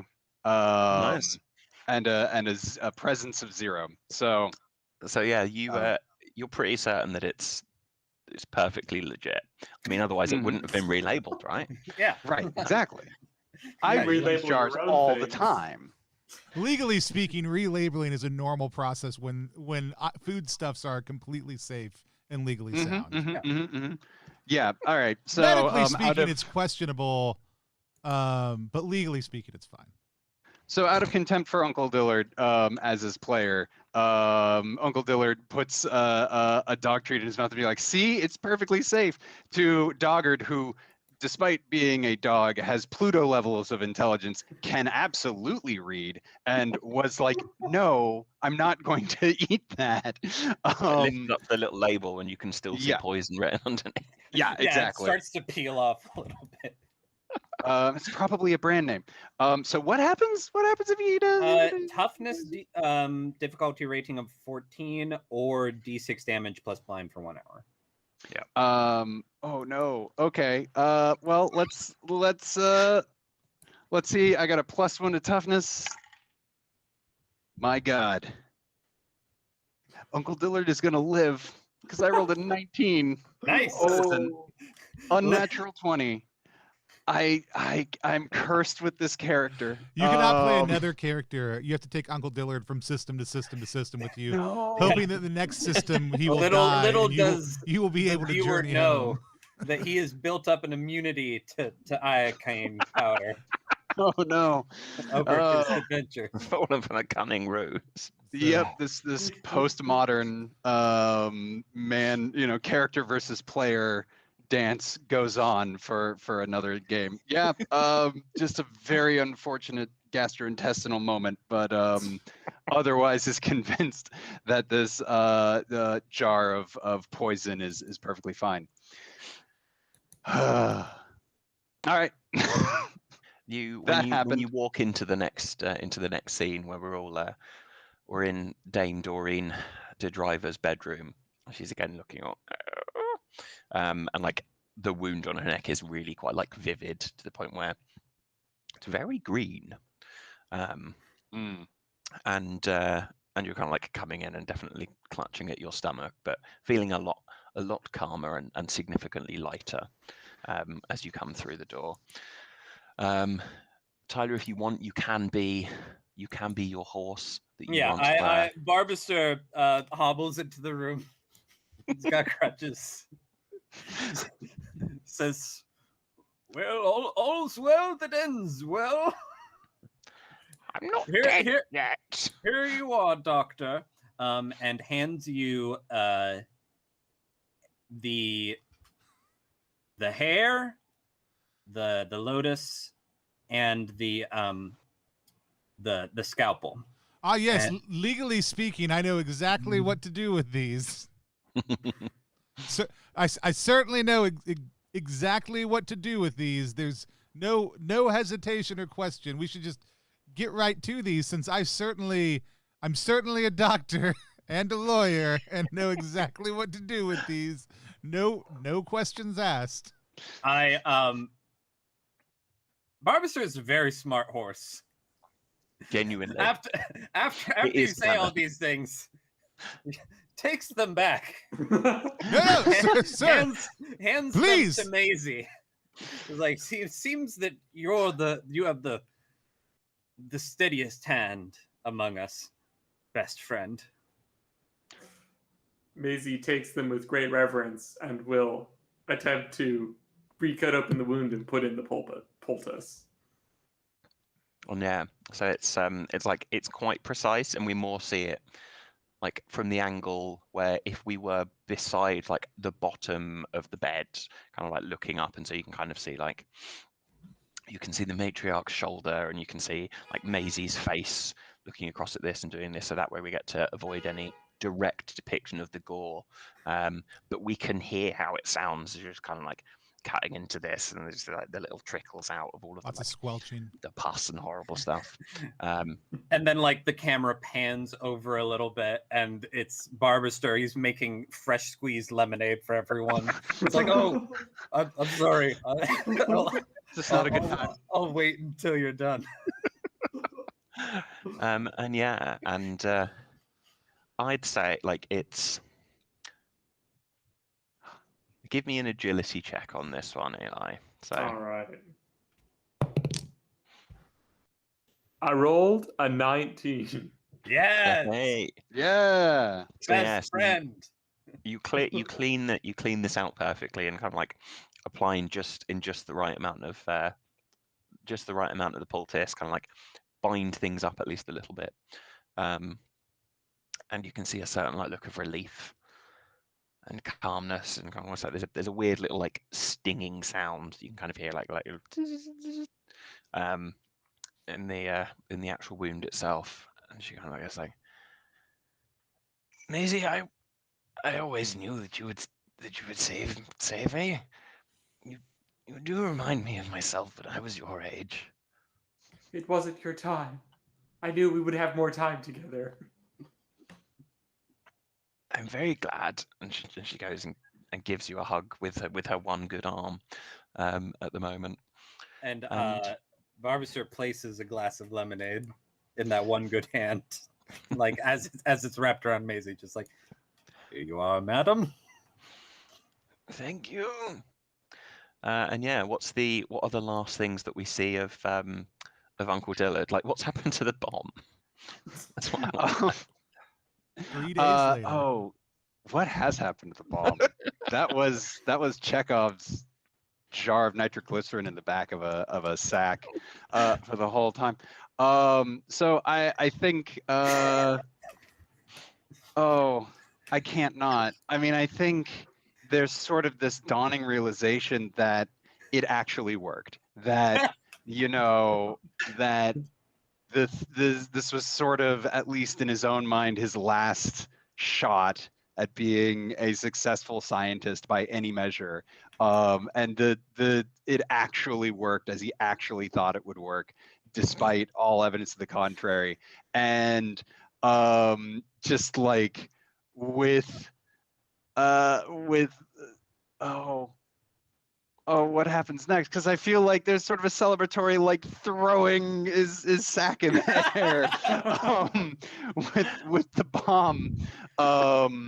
Maybe we come back to what happens with the bomb in a second. Like, let's because it is. In the meantime, he's developed a taste for the poison. He's like, oh, don't mind if I do.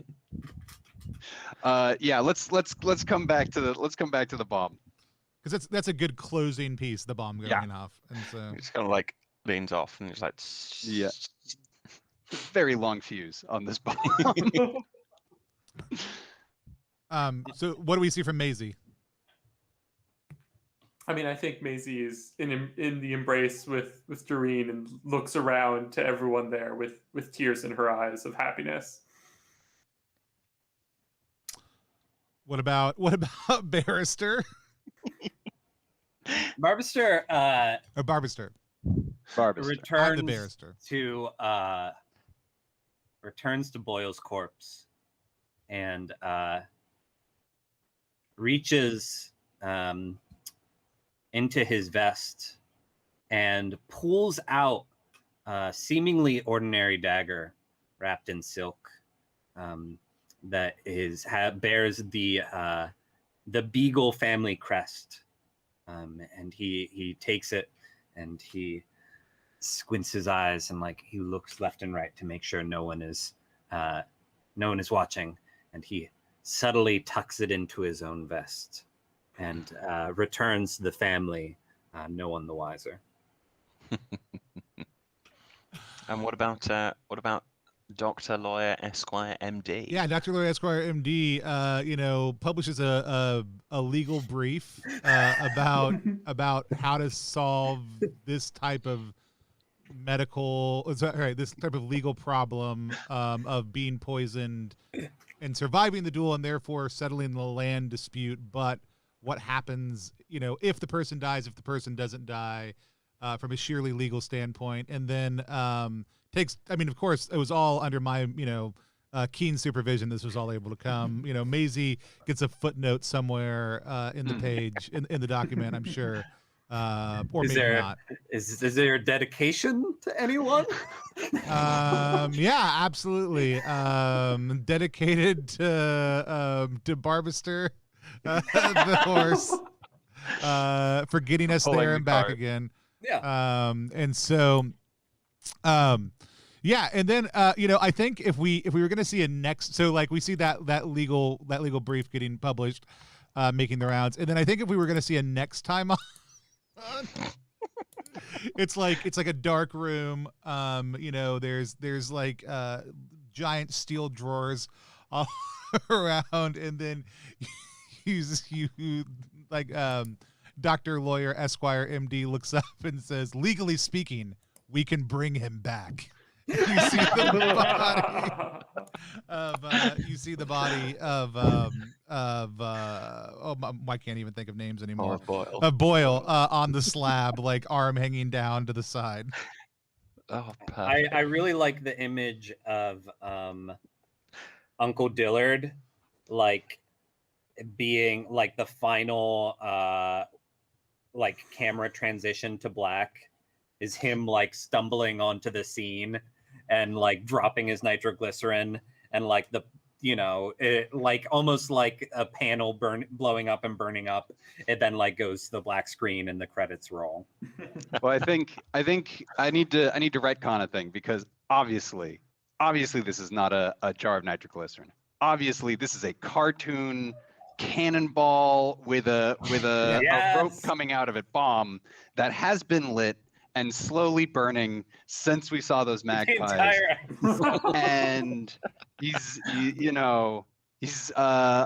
burst through into Dr. Lawyer Esquire MD's office to say he's got it, he's back, he's got a new contraption, we're redefining everything. I just need to wait. What's that sound? And looks in his sack, and then the explosion is purely channeled against all physics through the burlap sack, leaving just that sort of blackened face and feathers flying backwards, nice, and the bill like spun all of the way around. Yeah, and the bill spun all the way around. As he reaches into his sack to show off his newest contraption design. Awesome. And that, friends and enemies, is DukkBorg. Awesome. Thank you. Let's do our reaction roll real quick. As soon as I can find that thing. There we go. Here we are. Reaction Roll is a live stream within a live stream. It's our chance to sit down with the creator of a game or setting that we just played and talk about what our thoughts were about playing that. Today, we are playing DUKK BORG with Dan Phipps of Gym Room Games. I had an absolute blast playing this Mork Borg compatible setting, but let's hear from Dan first. Dan, tell us, people, who you are, what you do, but also give us the elevator pitch for DUKK BORG. Hi, I'm Dan Phipps. I'm half of Gem Room Games, based out of Southern California, and I work with Collie Laurie to make games that are faster and weirder and funnier. And we operate out of gemrumgames.itch.io is primarily where you can find all of our stuff in various stages of development. So we worked and collaborated with Rob Bear of Nerdy Paper Games to make Duckburg, a game that was born out of the fact that someone was making Cyborg as a module, and then there was a lot of bad jokes on the Brain Trust Discord until I realized that life can be like a hurricane here in Duckburg with an umlaut over the O to make it actually pronounced right. And from there we had to make it because it was still funny a week later to me. And so Duckburg is like I was talking about at the beginning of the stream, it's takes a lot of the things that work about Mork Borg, because if you really read it, it's pretty much hilarious as a text. And so it lends itself very nicely to adding in more and more absurd elements, not least of which talking Saturday morning cartoon ducks. And so it adds a setting, it adds a new theme psalm of the ruin that will end Calisotta, new locations, new classes and monsters and NPCs that you can recruit. So it plays very nicely with the rest of Mork Borg if you want to add that dash of absurdity into your main game, or you can do what we did and sort of play it native. We're very proud of it. This is our first game we've made where people have asked when we're doing a print run, which we just had another kid, so we were just glad to get this out in PDF form. We're gonna recover from this, and then we'll figure out how, if and how we're gonna do that. But like I said, it's available on itch.io and also DriveThruRPG. If you search for DUKK BORG. And I don't think you need the O with an umlaut to find it on either of those, because that DUKK, right? And it's DUKK, of course. It's the original. So if you just type duck with 2 Ks, I don't. Everybody watching right now can see the title right next to your head, and if Tyler points right down below his face, they can go to that link and go to that link straight to it. So. Because I don't know how the search engines take O's with umlauts. Yeah. But yeah, we're quite proud of it, and it's a lot of fun. If you don't want to take your Mork Borg too seriously, and if you do want to take your Mork Borg too seriously, that's a tough road to hoe. That's it's gonna be emotionally a fraught time for you. Yeah. Well, let's hear from some of our players about what their experiences were like. Also, if they have any questions for Dan, let's start with Eli. Eli, tell people who you are, what you do, where they can find you online. Also, tell us what it was like to play DUKK BORG. Absolutely. I'm Eli Seitz. You can find me on Twitter and itch as my name, Eli Seitz. Catch me on the stream later this week for Thursday. But today we were playing DUKK BORG, and I had a great time. I really loved the channeling of tropes and genre that we got in this. Really helped elevate it for me beyond our death metal general OSR theme, that we could take those and go one step further and one step funnier. And I think that it really gave people a good starting point and grounded place for us to be playing from, that we all could come in and bring our silliness and know that it was accepted at the table, and that's what we were looking for. And just channeling our cartoon touchstones really worked out really well. Awesome. And what you played one of the new classes in DUKK BORG. Tell people about the class you played. Yeah, I played the Devotee, and I had a good time. It was, in our group, the Devotee was a little bit of the straight man, in which is absolutely necessary in a group this big. If everyone is going off all the time, that could be just far too much. But I had a great time, and in that the class gave me some fun tools to play with, and also helped paint my role within the clan, which helped just on a character level, knowing where I was going, what I was doing, how things fit in, and made it really easy to play at the table. Awesome. Now I have a question. As far as nuts and bolts go, which item did you begin with at the beginning of our game? This is one of the random things you got to roll for. What weird thing did you have? I had a hang glider in my backpack. We never used it, but we did see in our title sequence. So, and then isn't that the way it goes? Where you watch the show, being like, "Man, maybe this is the episode where they use that hang glider." Break that out. We know it's in the show. Like there's so many cutaways that we never see edited in where they're like pulling out the hang glider and they're like, no, not right now. We don't need that. The plan. We're going to the sewers. We don't need to fly anywhere. And then you also get to roll for your favorite color. What was your favorite color? My favorite color was pink, the color of my hair bow. There we go. Yeah, that part I did remember. I figured as much, but yeah. So that's awesome. Do you have any questions for Dan? Yeah. It's pretty clear to see which archetypes in the classes line up with the archetypes from the show. If you had to include one more class based on a character from the DuckTales show, what would you pick? I mean, I think what something that wasn't in the original show, but they play with more in the reboot is they kind of ramp up the spookiness a bit.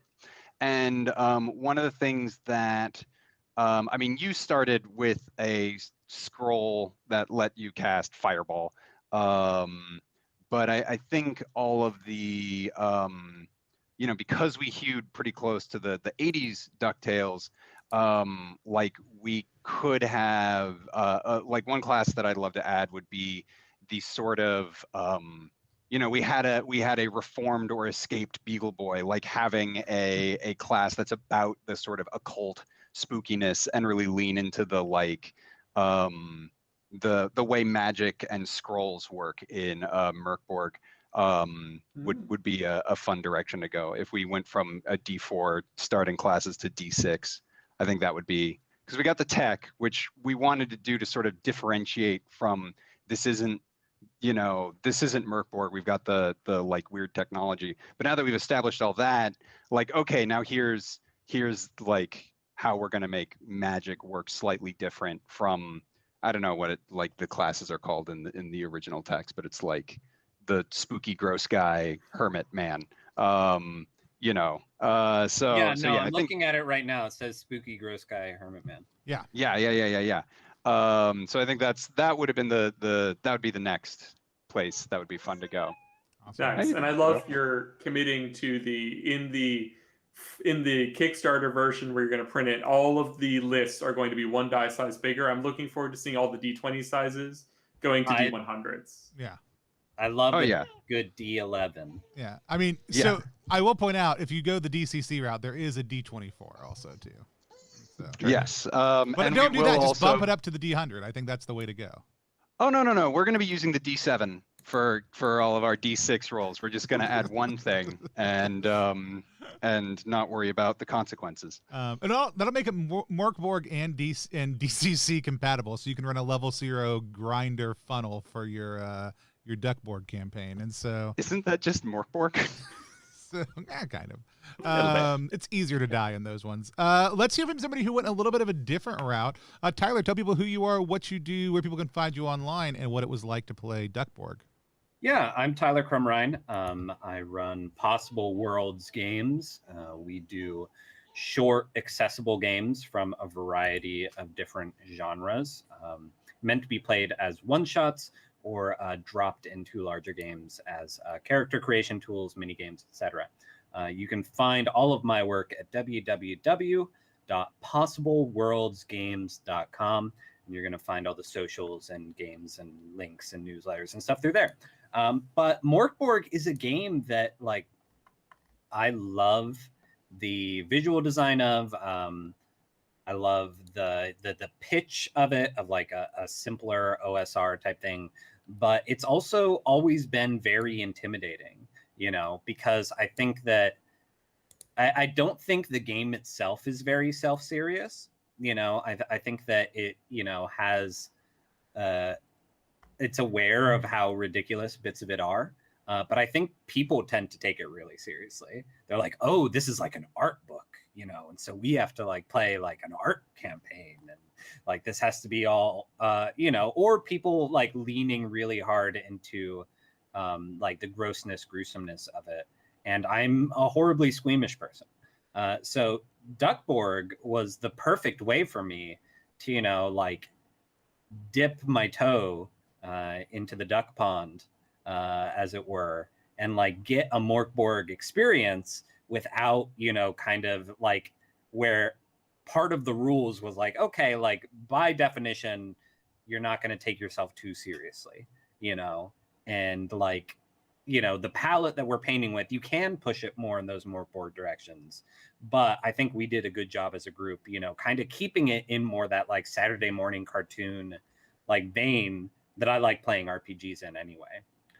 So I did not use one of the classes from the DUKK BORG book, although you should 100% check it out. It's beautiful. All the art is fantastic. All the design is fantastic. If anything, it's the coffee table book you want. But I went ahead and I completely randomly generated a character for Mork Borg, and then looked to be like, okay, how can I retrofit this into things? And so I wound up with the wretched royalty. You know, the random like origin bit that I got was things were going so well until like Aurelia or something demanded a gift of noble blood. And it gave me all of my items and things like that. And it was really fun, you know, retrofitting that into DUKK BORG, like thinking what I know of the setting, what I know of the TV show, like, okay, like who would wretched royalty be in this setting? And like my first thought was some of the villains from the show, maybe like a rival of Scrooge's. But once I landed on the idea of like, oh, this is like an exiled Beagle Boy, and the fact that there is lore in the DUKK BORG book about the Beagle Boys, about Ma Beagle or Matron Beagle in this version, it flowed from there. And it was just so much fun, like having that Mork Borg blueprint and being like, okay, how do I run this through the filter of a Saturday morning duck cartoon? I will also say that Barbaster the horse was one of my items. My other item was the snakeskin gift, which is an expensive sandalwood box bound in snakeskin. It contains a seemingly ordinary dagger wrapped in silk. And this is the dagger that I used for my exploratory stabbing. But this dagger does D4 damage, but on a 1, the target dies immediately. So we're very lucky that I rolled a 3 and not a 1. I was just like, I want to get at least one stab in, you know, see where the fates lead us. You don't leave stabbings like that on the table. Yeah. So, awesome. No, I love it. Did you have any questions for Dan? Yeah, I would. The text is so packed full of DuckTales references. Really, like the artwork, the classes, the items, the enemies, NPCs, whole 9 yards. What did your research process look like? So we spent a lot. Or did you just already like have all of this? Have you been reading your children Uncle Scrooge comics since their conception? So I do very much enjoy DuckTales at all. And grew up in a heavily Disney infused household.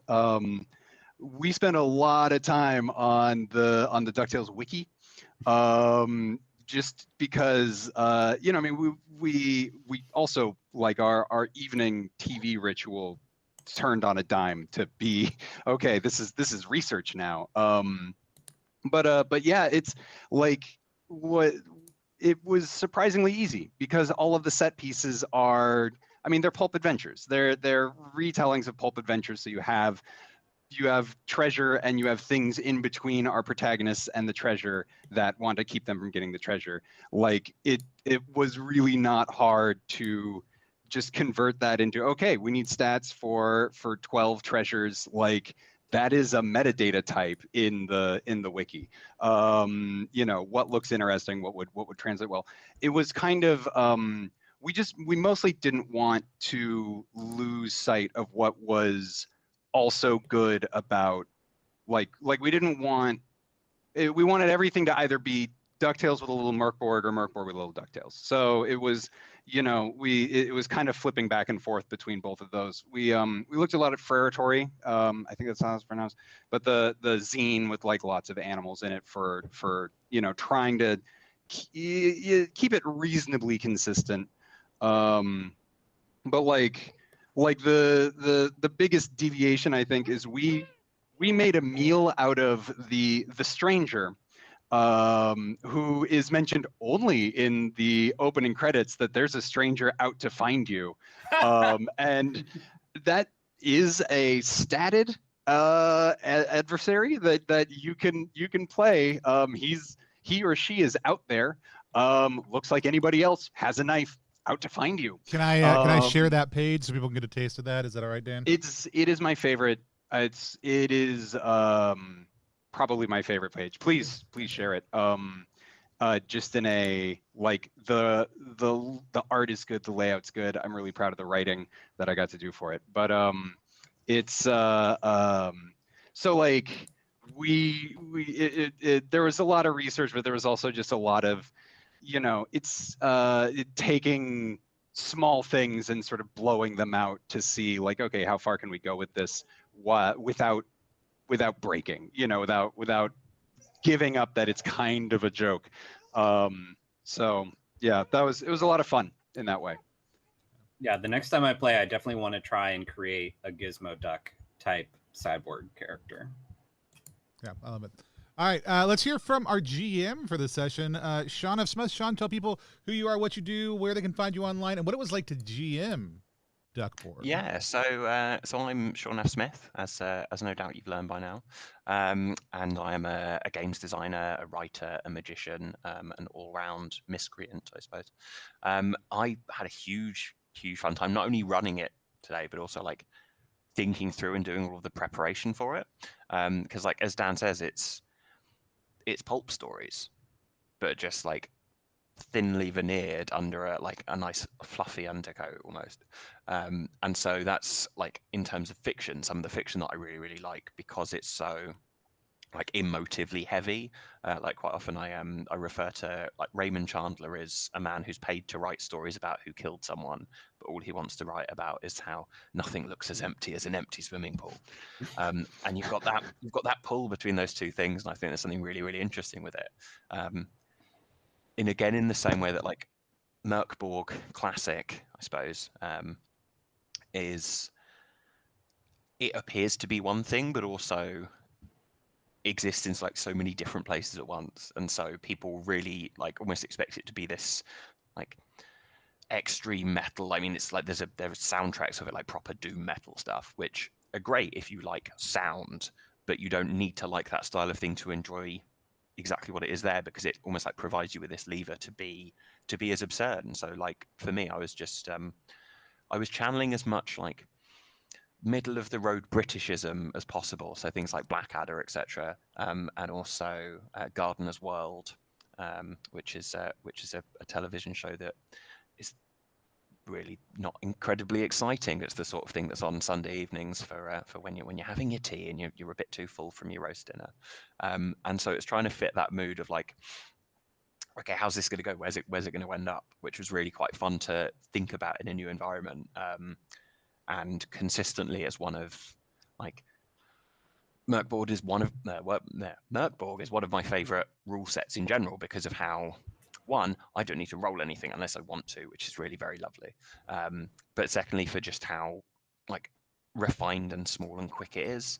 And I think that it was like DukkBorg has very much captured that same sense of, you already know how to use this, and it doesn't require you to have like read 400 pages and have double checked them and made your own little index cards to revise it.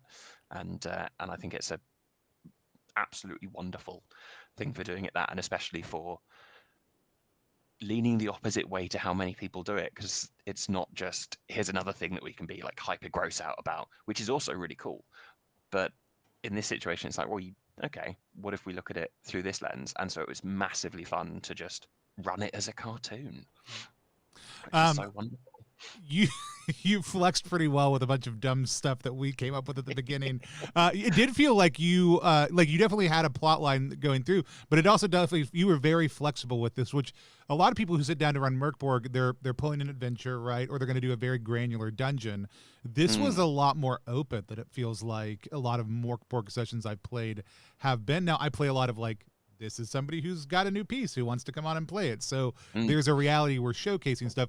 Was your prep, like, were there considerations you took in for running DUKK BORG that you would not have for a normal game of Mork Borg? A little bit, yeah. So I kind of most of my prep work was actually spent reading over the descriptions, mostly trying to like steal out fun little like snippets of words that I could then pepper in through this, because genuinely like the quality of the writing in this book matches up to everything else within the wider series of this. I think it's great. But also then thinking about, I didn't just want it to be another, because like one of the, well, with all like the pulp style tales, one of the things you can do with DuckTales is just, well, today we're doing The Mummy, or today we're going to go and do this Indiana Jones story. And so it's very easy for it to be fitting to fit in something quite focused, but there's almost more fun in being able to be with the people. And so I thought, okay, if we're doing primarily essentially a social adventure, then just put it in the city. And so I stole the plot of one of my favorite city-based game books and overlaid that here. And so I had a few ideas for the sorts of things that you could do, but other than that, it was mostly the like Gromit putting down the tracks ahead of the train as we're running through. But again, because it's like, one thing I massively love about Mork Borg is there's a standard difficulty for everything. You aim to hit 12 unless there's something significant that's going to skew it either way. So the system lends itself really well to being able to do that as well. So like Pele did a cracking job in bringing that about and putting that at the front. Cool. Any questions you have for Dan? Yes. So my big question is, is this typical of the way in which you see yourself approaching? So basically the next big thing that you're going to do, is this going to be again in the same sort of way where you're taking something that you like are really quite like strong and nostalgic for and then putting it forwards, or are you using this as a stepping stone, or like how much of this is typical for what you do versus this is just something that's like really that's sparked it today? So this okay. So the way I see Duckburg is actually very specifically, I'm hoping, kind of a pivoting point for the games that we make. And we use Duckburg. You know, we've done like Forts in the Dark games, and we've done original stuff. And one of the things that we realized early on about Duckburg is that we knew it was going to get some amount of eyes on it by default, because there's a strong, you know, the Mork Borg fan base is incredibly strong, and also like was really into, you know, the idea of cartoon ducks, so it wasn't too self-serious or anything like that, which was great. And so, you know, we released it. Right now we don't have a ton of bandwidth for making games, but so we broke it out into 3 releases so that we could get it out there.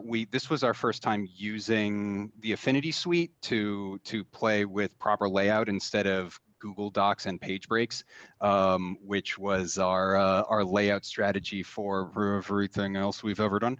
And best strategy ever. I agree. It's how you look at most of my things, or Google Slides. Google Slides is amazing. It works every time. And so, you know, this was the first game we wrote a press kit for. This was the first game, you know, like we experimented with everything just shy of a print run because she would throw up on them. But so I'm really, we've learned a lot working on this, and I think, I mean, you know, it is representative of the stuff we've done before and the stuff we're going to keep doing, because the pitch is super clean and it's super easy for a GM to tell his group, okay, like I want to try this game, it's X plus Y, you know, or something. And then let the fact that it's more than that it kind of transcends the joke, you know, that doesn't have to live in the tweet or the pitch or whatever. What I'm hoping is that, you know, we we learned a lot about how to commission art. We learned an awful lot about how revenue sharing works. We learned, and so the from the business side of things and from the production side of things, and how you like ramp up making a game that's clearly gonna do well. I'm really hoping that we can start to revisit stuff we've already made and kind of get that layout and that art to sort of a next level place. So, I guess the answer to the question you actually asked is if this was representative of like what we're going to keep doing. The answer I think is I hope. Just but I also really hope that we are over time, as you can see, I'm managing an interview like this, but I'm hoping that over time we can like start to refine these lessons that we've learned and start to do things in the right order instead of kind of scrambling at the last minute. Say, oh, we want people to talk about our game, right? I forgot about that, and be thinking about that from the beginning. So I'm hoping in the next couple of years, yeah, this is the style of thing that we'll get to continue to do, whether it's books or zines or what have you. So yeah, but I'm thrilled that it as soon as you're like, oh, I get to use my Scottish accent, I was like, okay, great. We don't have to have a tone conversation. You get it, like how to make this sing. So in that regard, I really appreciated how much into the fact that it was literally Saturday morning in the game was just the perfect touch. Love it. So Bifford, who's out there watching right now, has a question that I think is great. So they say they love DuckTales, but don't like the style of Mork Borg. So they have no idea how the system runs because they won't buy Mork Borg because of specifically the visual aesthetic. Is there going to be a version of this for any other system? First, I would just say generally, if you're vaguely familiar with D20 systems and you're willing to make your players roll everything from dodges to whatever, that's how Mork Borg runs. Like, if you're familiar with the tropes of most systems where you roll D20 and add stat, you could easily translate this core book into any one of those systems and have it run fairly well, just as a default. But have you thought about, DukkBorg, DCC or DukkBorg, PBTA or DukkBorg, anything else? So so right now we don't have any plans for that, and I think I at least very much need a bit of distance from this project because because we broke out the release into 3 rounds. I've been thinking about DuckTales a lot over the last 6 months, and I'm ready to be thinking about literally anything else. I think that's something that both looking at other OSRE stuff or looking at like I mentioned earlier, we're pretty familiar with how to make a Forged in the Dark. That would be a lot of fun. I don't think we have any plans to do that just right now. But like Tony said, it's a lot of what's in there is ideas for places and classes and things. I think it would play pretty nice with more or less any D20 system, in the same way that the rest of the Mork Borg family of products would. So I expect if you can find anything on how to translate monsters and classes and so on from Mork Borg to other systems, it'll work pretty one-to-one. So I'd say, yeah, definitely start there. And I mean, when I'm looking forward to revisiting this game down the line when we've got a little bit more room and can do a print run justice. So that might be something that is a consideration. Is, hey, if there's good guidance on how to make this compatible with other systems, could that just live as an appendix or something? And Bifford uses Castles and Crusades for D20. I think it would be a pretty easy transfer over to that. Sure. So, I will also say real quick that if you want something with a similar tone to the kind of game we played today, another game by Gem Room Games that I love is High Magic Low Lives. It is I'll give you the pitch. It's a science fantasy tabletop RPG about wizard school dropouts who get into trouble with the immortal aristocracy to make coin and build their hashtag brand. It's all about just like starting trouble to boost your Instagram followers. It's really, really great. So I mean, you could always slap DuckTales on top of that, but if you want a game that you can just play out of the box, Gem Room Games has you covered there too. And I think I want to build kind of on Bifford's questions. First of all, I had a blast. I'm going to pop up the character I played their spread for the Oathsworn Titan, Dan, if that's all right. All right. So I played the Oathsworn Titan. So towering above the rest, the Oathsworn Titan has earned their place in the clan through impressive feats and unswerving loyalty. A murky past hides both unseen skills and mortifying flaws.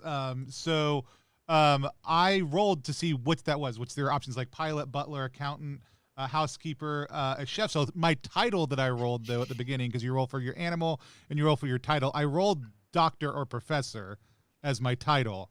But then I rolled that I was a lawyer. And so that's where Dr. Lawyer Esquire became a reality, was just through those roles. I had the oath I said at the beginning, but one of the best things was D6 history unknown to the clan. And there's a bunch of different options. Backed out of a heist targeting the clan, worshipped as a lost messiah in your hometown. But the one I rolled was bluffed your way through the hiring process. You're making this up as you go, which is then why I doubled down on just not knowing what medicine or law was and constantly having them backwards from each other, and really just being good at hitting things and calling that legal procedures. So like it was it is 100% my favorite Mork Borg character I have ever rolled up. Because I mean, part of it is the uniqueness of a new setting. But like I played Vast Grim, which is phenomenal and going up on GameFound on Tuesday. You should go check it out. Like a couple of weeks ago, and all those feel like, okay, like we've taken a lot of the Mork Borg concepts and we've thrown them into the void of space, and the lethality and other stuff like just like very much play easily in that setting. But there's a lot of one-to-one feeling, even though I can see some of the one-to-one realities of the system or near like translations. This felt totally fresh and totally random, and put a lot more like very interesting realities to the way my character came out and through as like you're a doctor and a lawyer who's attached to this clan, but also you're neither of those things. You're neither of those things. You're just a really big person with a sword who can hit things. And how are you navigating that? And it just like it was a very fresh and unique way to play Mork Borg, and I had an absolute blast with it. It's also gorgeous, like art, just like everything else. But the other thing that blasted out to me, is I'm going to pop up on screen also, Dan, if it's all right, is your Psalm book. Because it is a phenomenal layout on a page. You've got this great memorabilia. It almost looks like a couple combined pieces, but it flows beautifully with all this kind of marginalia, all the small details on how things work. But you took the intro song and turned it into your psalm. So I'm just going to read the first psalm.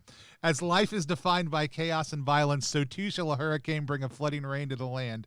And here in DukkBorg shall the prophets speak of the end times. A herald will come across the roar of a racing car across the plains, and lasers shall bring great arcs of fire from beneath the ground.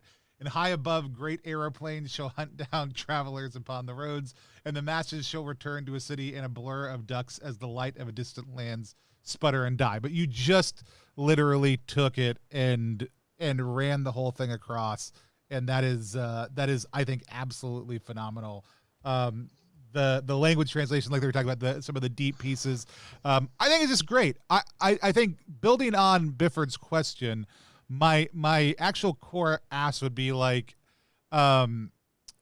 you are right now at, let's say, 2/3 of a complete Mork Borg setting transfer. Like, so you don't have some of the core rules in there because people can buy the book for that.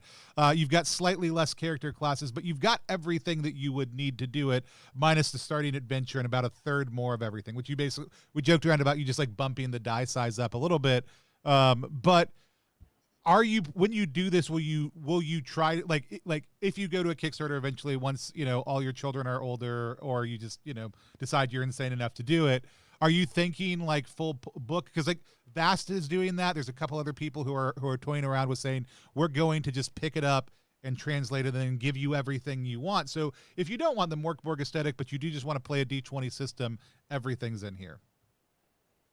So I think like if one of the things that is slowing us down is if we're going to do it, we want to really do it. You know, like we didn't spend all this time working on art and layout to have it be a, you know, like you get print on demand and sometimes it works and sometimes it doesn't. And I don't think we want something that sometimes doesn't work. Like we want to make something that'll be, like you said, the coffee table book. And so I think, you know, that's going to be the primary consideration is like, does it feel substantial? Does it feel, you know, like, because it is the easiest thing to do would be, let's do a print run of what we got and get it out into the world.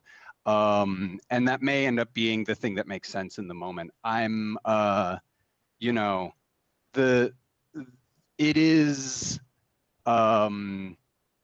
something that I think there's a lot of meat left on this. So I'm, you know, like what I would like to do, given infinite time and energy, which may not be available, is like, you know, look at making it a more standalone package. You know, look at hew a little bit closer to what the Mork Borg license, which is very well written, you know, would let us do as far as, you know, making it something that you don't need Mork Borg to play, but can have this be a standalone. And also, you know, like one of the things that I kept threatening to do is, for those of us who remember the NES game, the classic, you know, you get to go to the moon. Yeah, like that's one of the locations. The moon is a location. Like, yeah. The moon is absolutely a location, and it's got a weirdly ripping soundtrack. You know, like, so writing an adventure that lets you do that, you know, or something like that, as a complete sort of package, I think would elevate it to this sort of next level thing, which would be a lot of fun. And I think a Kickstarter would let us do that. I don't think we're going to be in a place to do that. Certainly not in 2021. You know, I'd love to be there in 2022, 2023. Like, I don't want this to be our first Kickstarter, if I'm honest. I'd rather like do a zine quest, learn all of the hard lessons you can only learn by actually doing it and by actually getting something printed.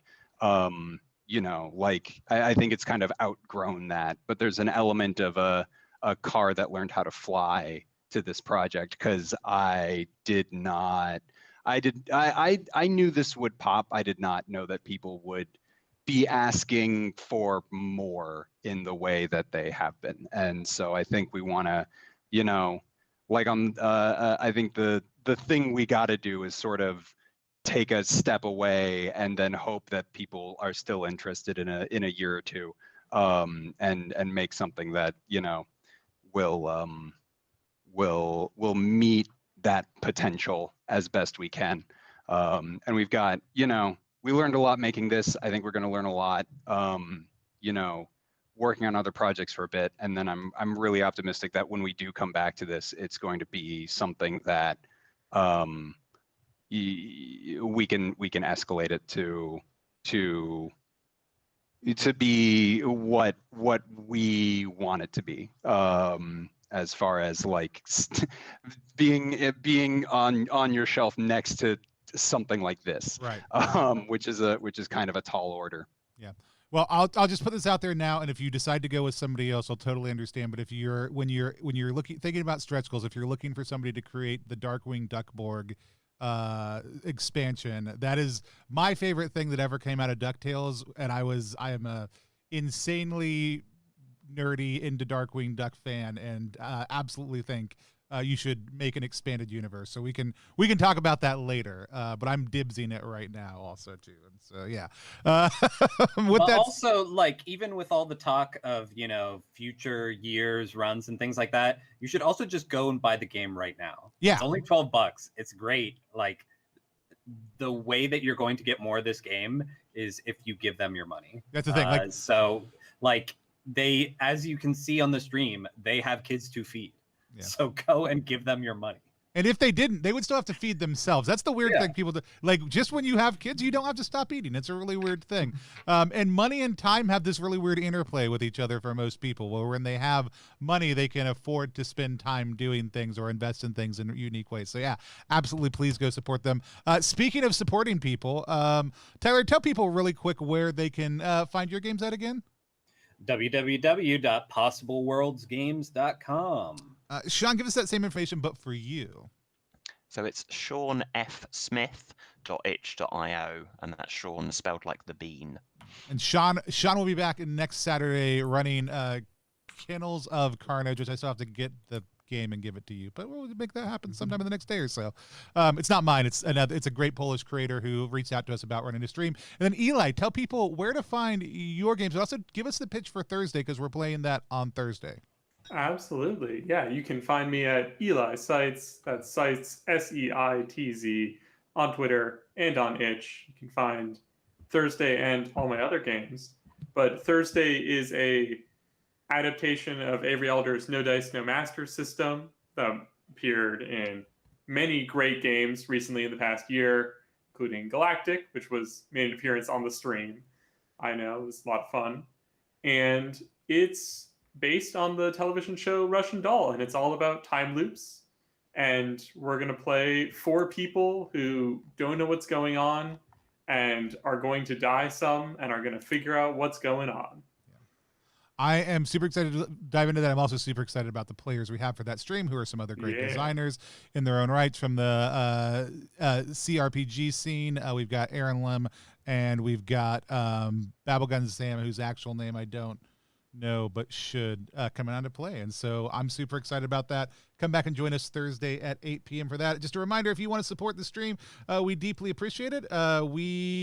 July is actually a super tough month financially for our family. So if you want to go support us at kofi.com/+1exp, we like to pay all the people who help create the graphics and editing and other stuff like that for the stream. And since we don't charge designers to come on or ask for any sort of payment except for some giveaways that then we give away, we would love to have your support in helping make this happen. You can go to kofi.com/+1exp, the link you see on the screen, or if you're watching on Twitch, just click there. We've got some great giveaways that'll be starting next month as they release the tiered program on there. But anything you contribute is incredibly helpful for keeping this stream free and available to all creators. It helps keep us being able to review indie games. So please, we thank you for your support. Until next time, though, we're just going to wave at the screen until we go off air.